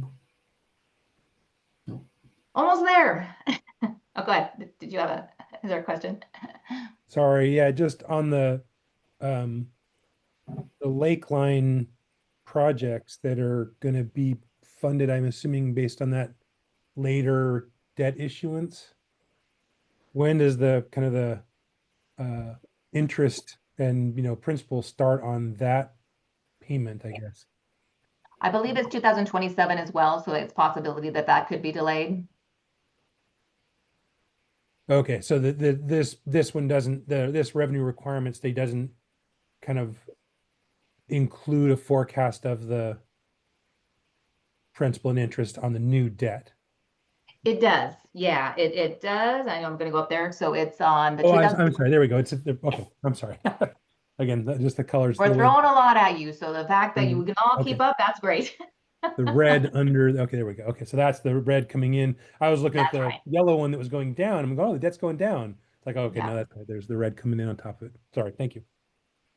Great, thank you. Okay, we're there. We're almost there. Stormwater. So again, very similar format. The stormwater doesn't have all of the different components in terms of complexities. And so we do have the operating and maintenance costs here for the forecast time period, 25 to 30. We're running at about 2.6 to $2.9 million. And again, that jump from the 24 to the 25 very similarly is from that the labor cost increases from those particular adjustments that were having to be made from the new the compensation plan.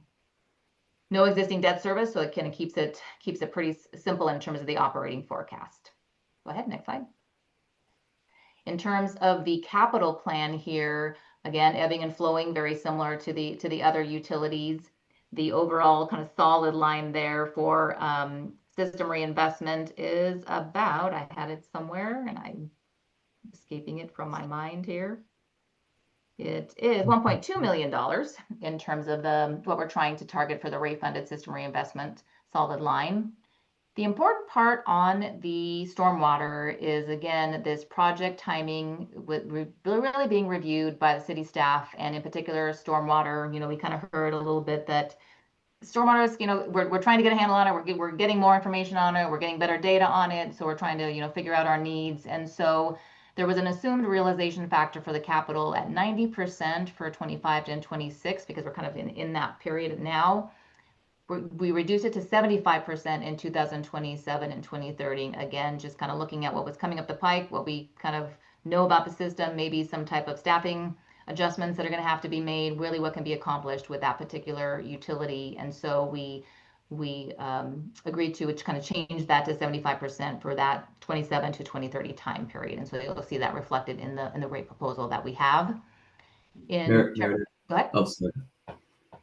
Go ahead, Meredith. I just wanted to ask you to once again remind me what the realization factor is.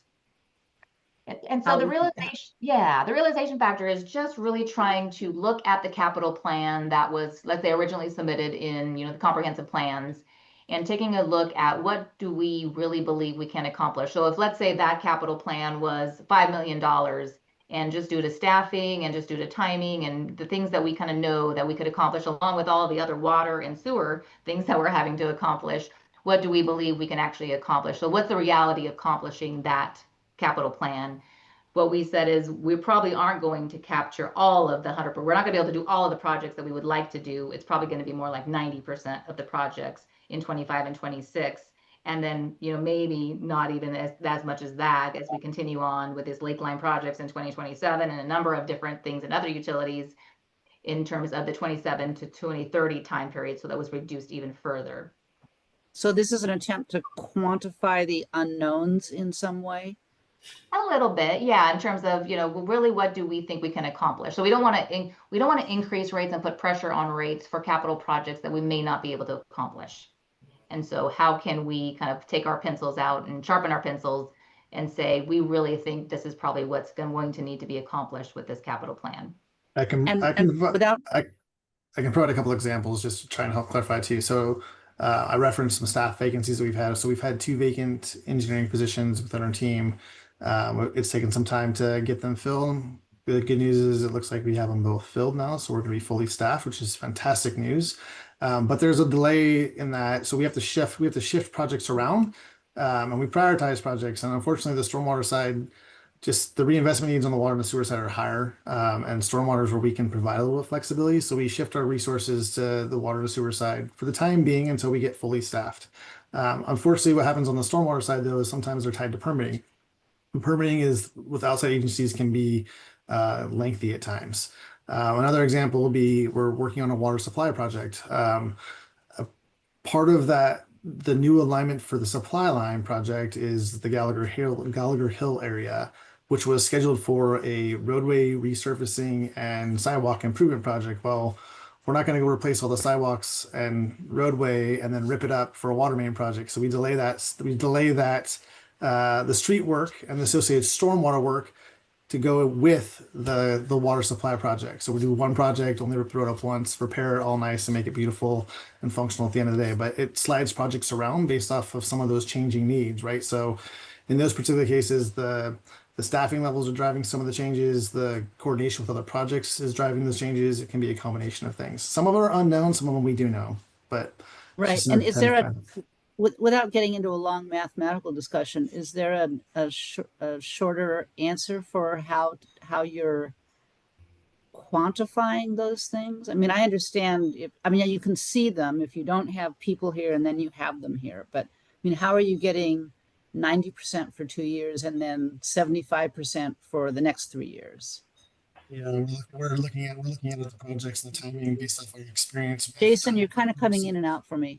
Oh, sorry. We're looking at the experience, just our experience, our past practice, past experiences with these types of projects and coordination and with the permits and timing with things. So it's not a perfect science. There's some assumptions that come into play, but we look at the historical numbers as well that fold into it. Okay, thanks. Excellent. And so in total, the stormwater utility still does need about 10.4 million in terms of the 25 to 30 capital spend. So there is still a need and a need that's going to be met in terms of our planning. The funding sources that we looked at that is about flipped from the other utilities, which were about 76% of the anticipated capital project would be cash funded and about 24% would be more debt financing. And so we had anticipated about 2.5 million being needed from the potential bond issue in 2027 for the utilities, for the stormwater. Okay. In terms of the total revenue requirement summary, again, looking at 2026, the bars being the obligation. So we have the O&M expenses. There's no current debt service. And so we have capital projects. And again, as we're funding more with cash for the stormwater utility, that's kind of why you're seeing this block being probably a little bit bigger than maybe some of the other utilities, kind of how it was big and then kind of crunched down a little bit.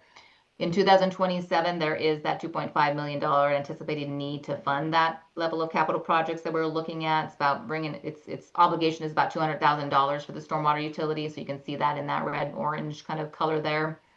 And so again, if we really didn't do anything with rates, that solid line, we can see that we're going to be cutting into our obligations pretty quickly in terms of 2028 really being probably the last year that we could cover our operations. We definitely wouldn't have any available funding or capacity for capital funding. And so we do still need some type of rate adjustment required in order to be able to fund some of those capital needs, especially if we're heavily reliant on cash funding for this particular utility. The target there, again, we're by 2030 from the $1.2 million that we were trying to target, we're at about 0.8, almost $1 million. And so we're at 70% of target for the stormwater utility. And then the next slide kind of talked a little bit about, well, what does that mean in terms of the stormwater? So the plan initially had about 8% from last year in terms of what the stormwater utility was required in terms of the capital funding and overall obligations. Here for this utility, we believe that the changes made would reduce that to about 6% annual rate increase in the stormwater utility. On a typical monthly, single family bill, that's about 50-cent reduction in terms of to the original rate that we had anticipated. But we do feel that, again, based on the changes and the sharpening the pencil a bit on the capital side of things with the implementation of the realization factor, that we can actually bring that down in terms of the recommendation for 2026 from 8 to 6% for stormwater. On the single family bill, again, currently paying in 2025, 2507. For 2026, that would increase by $1.51, so that you're increasing to about $26.58 with that revised, reduced percent increase of 6% from 8%.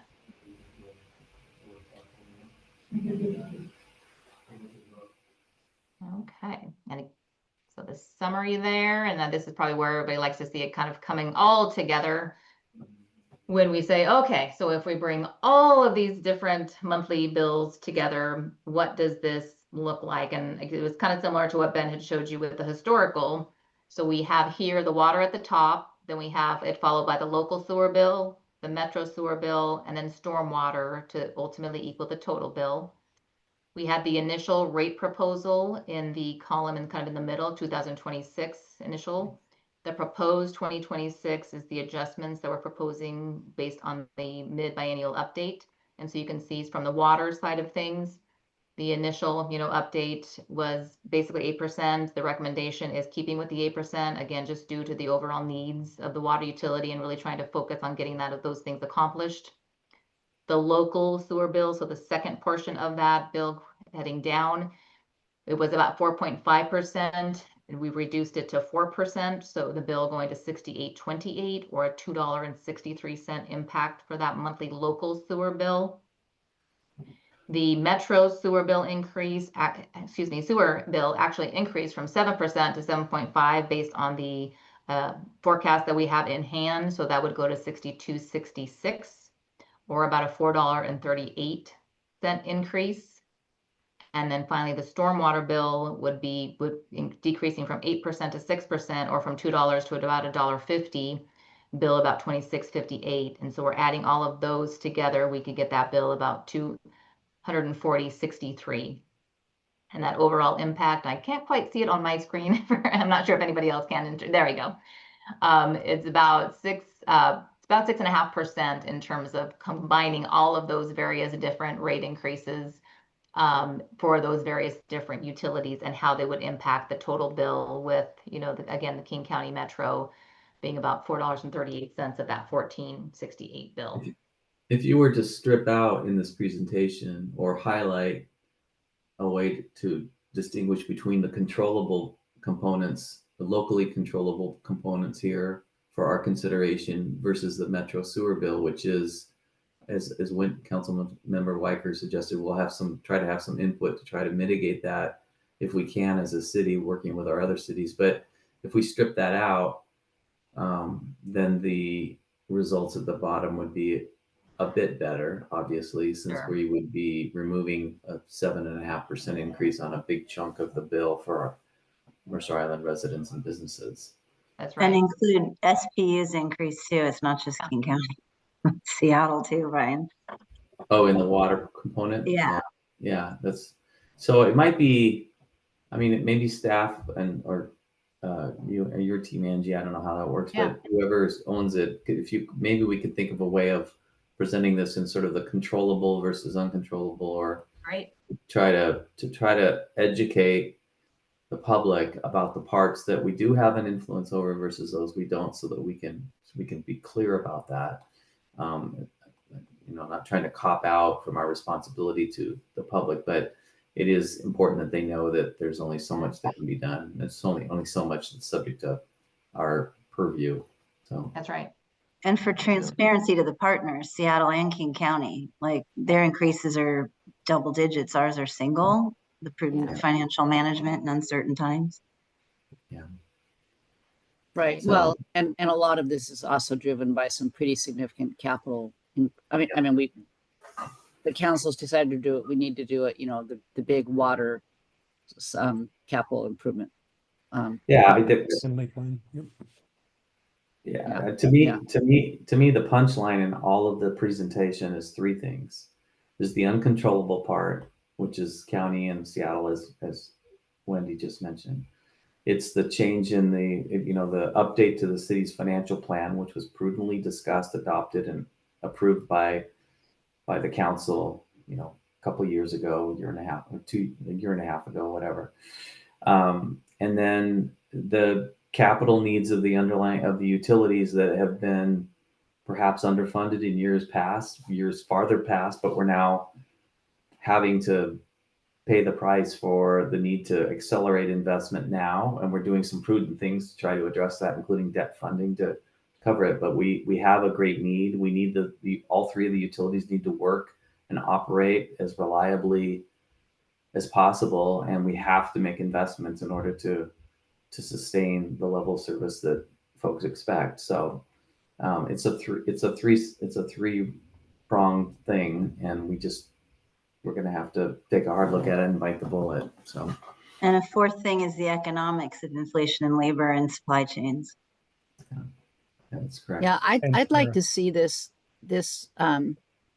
slide with going back a couple more years as well, which maybe is just going to make me feel bad, but I mean, I want to see it over more years than just 25 to 26.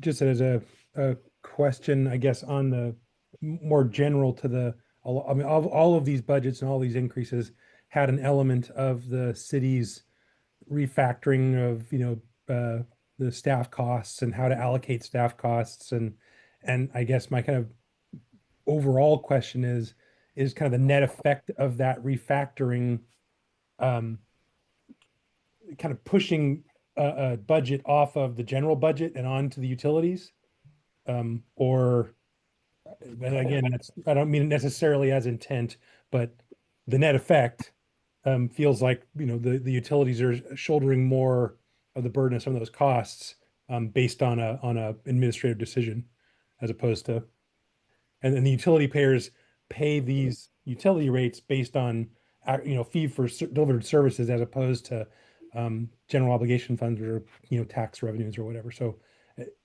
it just makes the question of what's the net effect there of those changes that they made? It's Go ahead. Before. okay. I'll just I think raise a couple points. When we took a look at the cost allocation policy, we really wanted to make sure it was right sized with current best practices. There wasn't an intention to try to recoup more funds from the utilities. I would say that was a byproduct of the update. And we want to be really careful here, because putting an undue burden on the utilities creates additional consequences with making sure that that the utility rates are paying for the operations and the maintenance of the utilities, and the capital reinvestment, as we've thoroughly covered tonight. So we walked a really fine line there with the Finance Ad Hoc Committee to make sure that we weren't creating unnecessary pressure on the city's utility funds, our enterprise funds, as well as our other funds and other external service programs, because the allocation policy just doesn't touch our enterprise fund. It touches all of the city's funds and external programs and city services that are contracted out by other jurisdictions, to make sure that those kind of indirect costs of providing internal services from legal and finance are recouped from not only our enterprise funds, but our interlocal agreements, and so on. So hopefully that adds a little bit of context, answers your question. Yeah, and I again, if I re-summarize it, is that yes, the net effect was that it did shift a little bit of costs towards the utilities in this case, but that it wasn't specifically an intent issue. It's just, in this case, we'll just call it unlucky. You could call it that. Yeah, sure. And again, I have a whole different tone for accusing, right? So this is definitely the Yeah, Jason, you have anything you want to add? No, I'll just. That's where Weicker has a question, but you summarized that good. Very well. I was just going to say, like, an example is like the city attorney spends a number of hours working on various things, whether it's claims that come in for us, whether it's helping with contract language, whether contract resolutions. Like there are things that they spend that time on, and there was there was a very very thoughtful discussion and consideration that went into those policies that were adopted. So, and because I was on that committee, I'll say that, Steve, it was like overhead and shared allocation for increased transparency. So we'd know where legal and finance and admin and insurance and all the overhead associated with the city gets allocated to the magnitude of the work being done, right? Like public works is a huge part of the legal work that's done in RFP bidding processes, as opposed to like our school counselors, for example, right? So the shared cost of that was more for transparency and accountability, so we could know where more of the money was going and how it was being spent, and what departments were utilizing more of the resources around legal or that kind of thing. Does that make sense? Refactoring done on like a regular cadence then? Because those things, like you said, are constantly evolving as far as what emergencies happen is, where staff ends up spending their time. So And emergencies, right? When something happens, we have to pull money and staff Yeah. from all over the place, and we get audited pretty significantly regularly. So Matt, I don't know if you want to speak to that, but I think we got a green light for the work we're trying to do in increasing the transparency of the different funds in that finance model.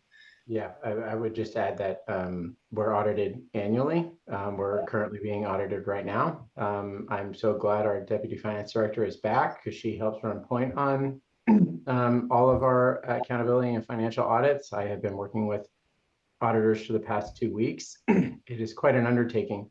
But to cite when we updated that cost allocation policy, board member Milton, we went to the state auditor's office website, looked at their best practices to see what they're looking for when they evaluate cities' methodology. And so how we allocate is scrutinized by the auditor's office, and we're in good standing based on all the updates we put through last year.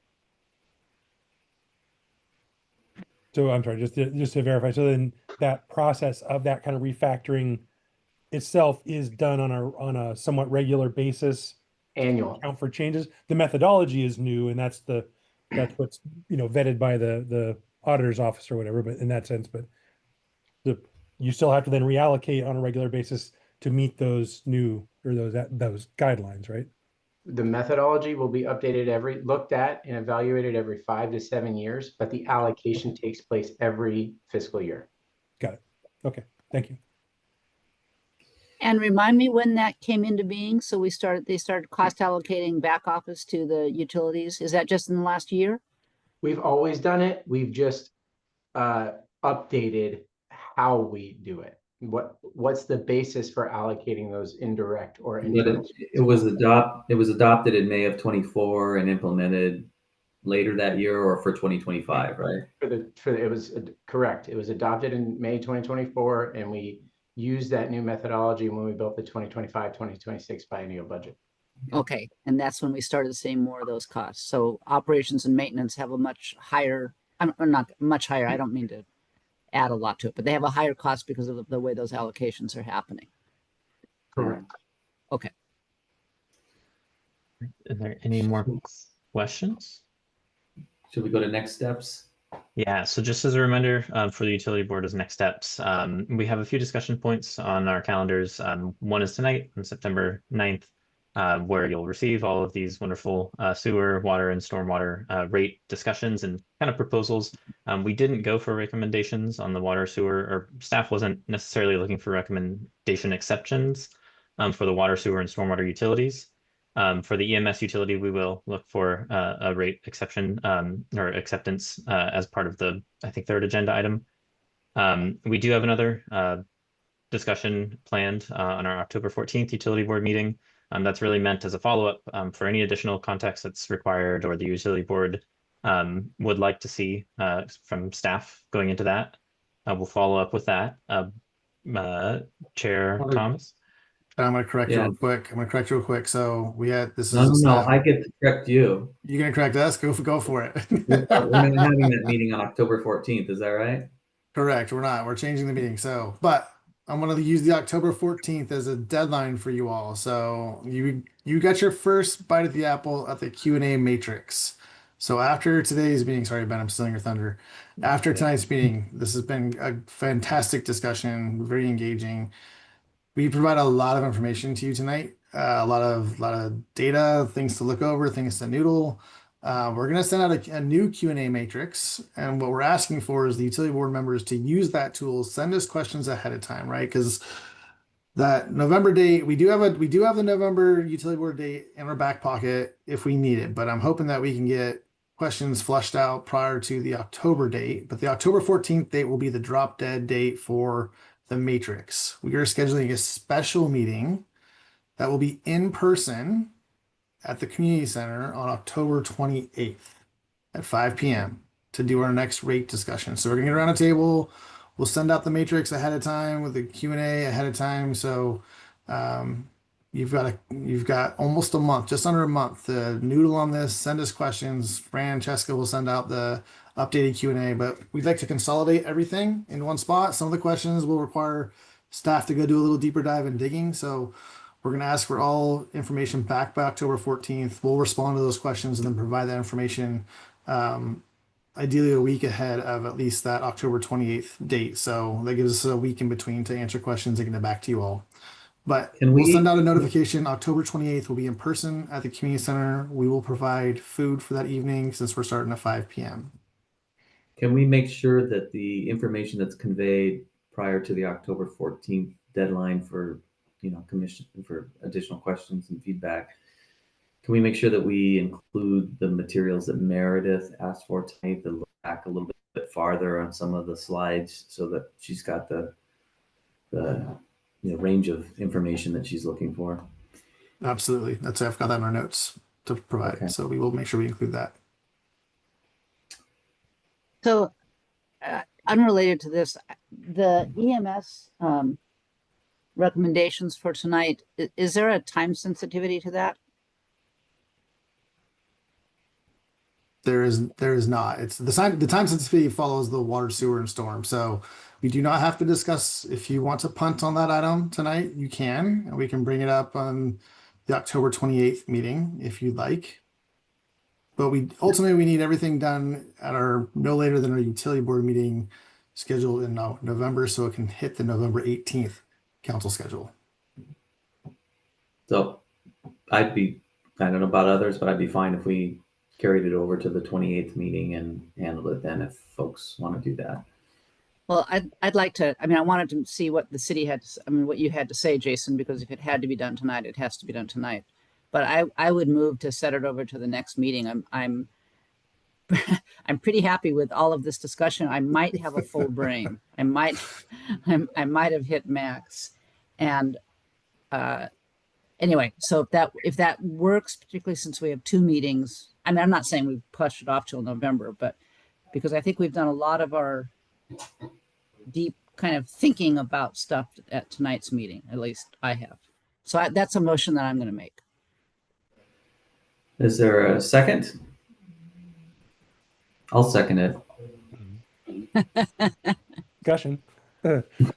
Just to verify, did we make any of the city staff hang out for this whole meeting that was going to do something on the EMS study Yeah, that would be good to know. Just your finance team. Make them wait around to the next. They're good. All right. No, I will say from the city Just us perspective, checking. we did the water sewer storm rate first because we have our consultant team here. Ben and Matt and Lawan, our finance team, handles the EMS side, and they can handle it. So we took the big ones first. EMS is a little bit more straightforward. So there's no heartburn. Totally understand the full brain. It's been like I said, it's been a great conversation and discussion tonight. We took away the conversation from last year. Want to make sure we provided a lot of information to the board, trying to be transparent. There's been a lot of thought and discussion on the staff side, as you can see with our consultant team, to work through some different options and considerations for you all. And so totally fine if you want to punt on the EMS until the next meeting. Any further discussion? Those in favor of moving, not punting, the EMS discussion to the October 28th meeting, please say aye. Aye. Aye. Those opposed? Motion carries. Any further business? I wanted to ask, Jason shared with us the Mercer Island citizen who wants to be exempted from the stormwater requirements and his response. And can you just give us a minute or two on that? You don't need to tell us what he said and what you said back, because I've read all of that. I'm a little concerned, and it's really the city's concern, not the board's, I think, that given the carefully drafted letter, that's not going to go away. I'm sorry if I'm laughing. I will say one thing I've learned in working for Mercer Island is anytime you respond to something, nothing ever goes away, at least not without a fight.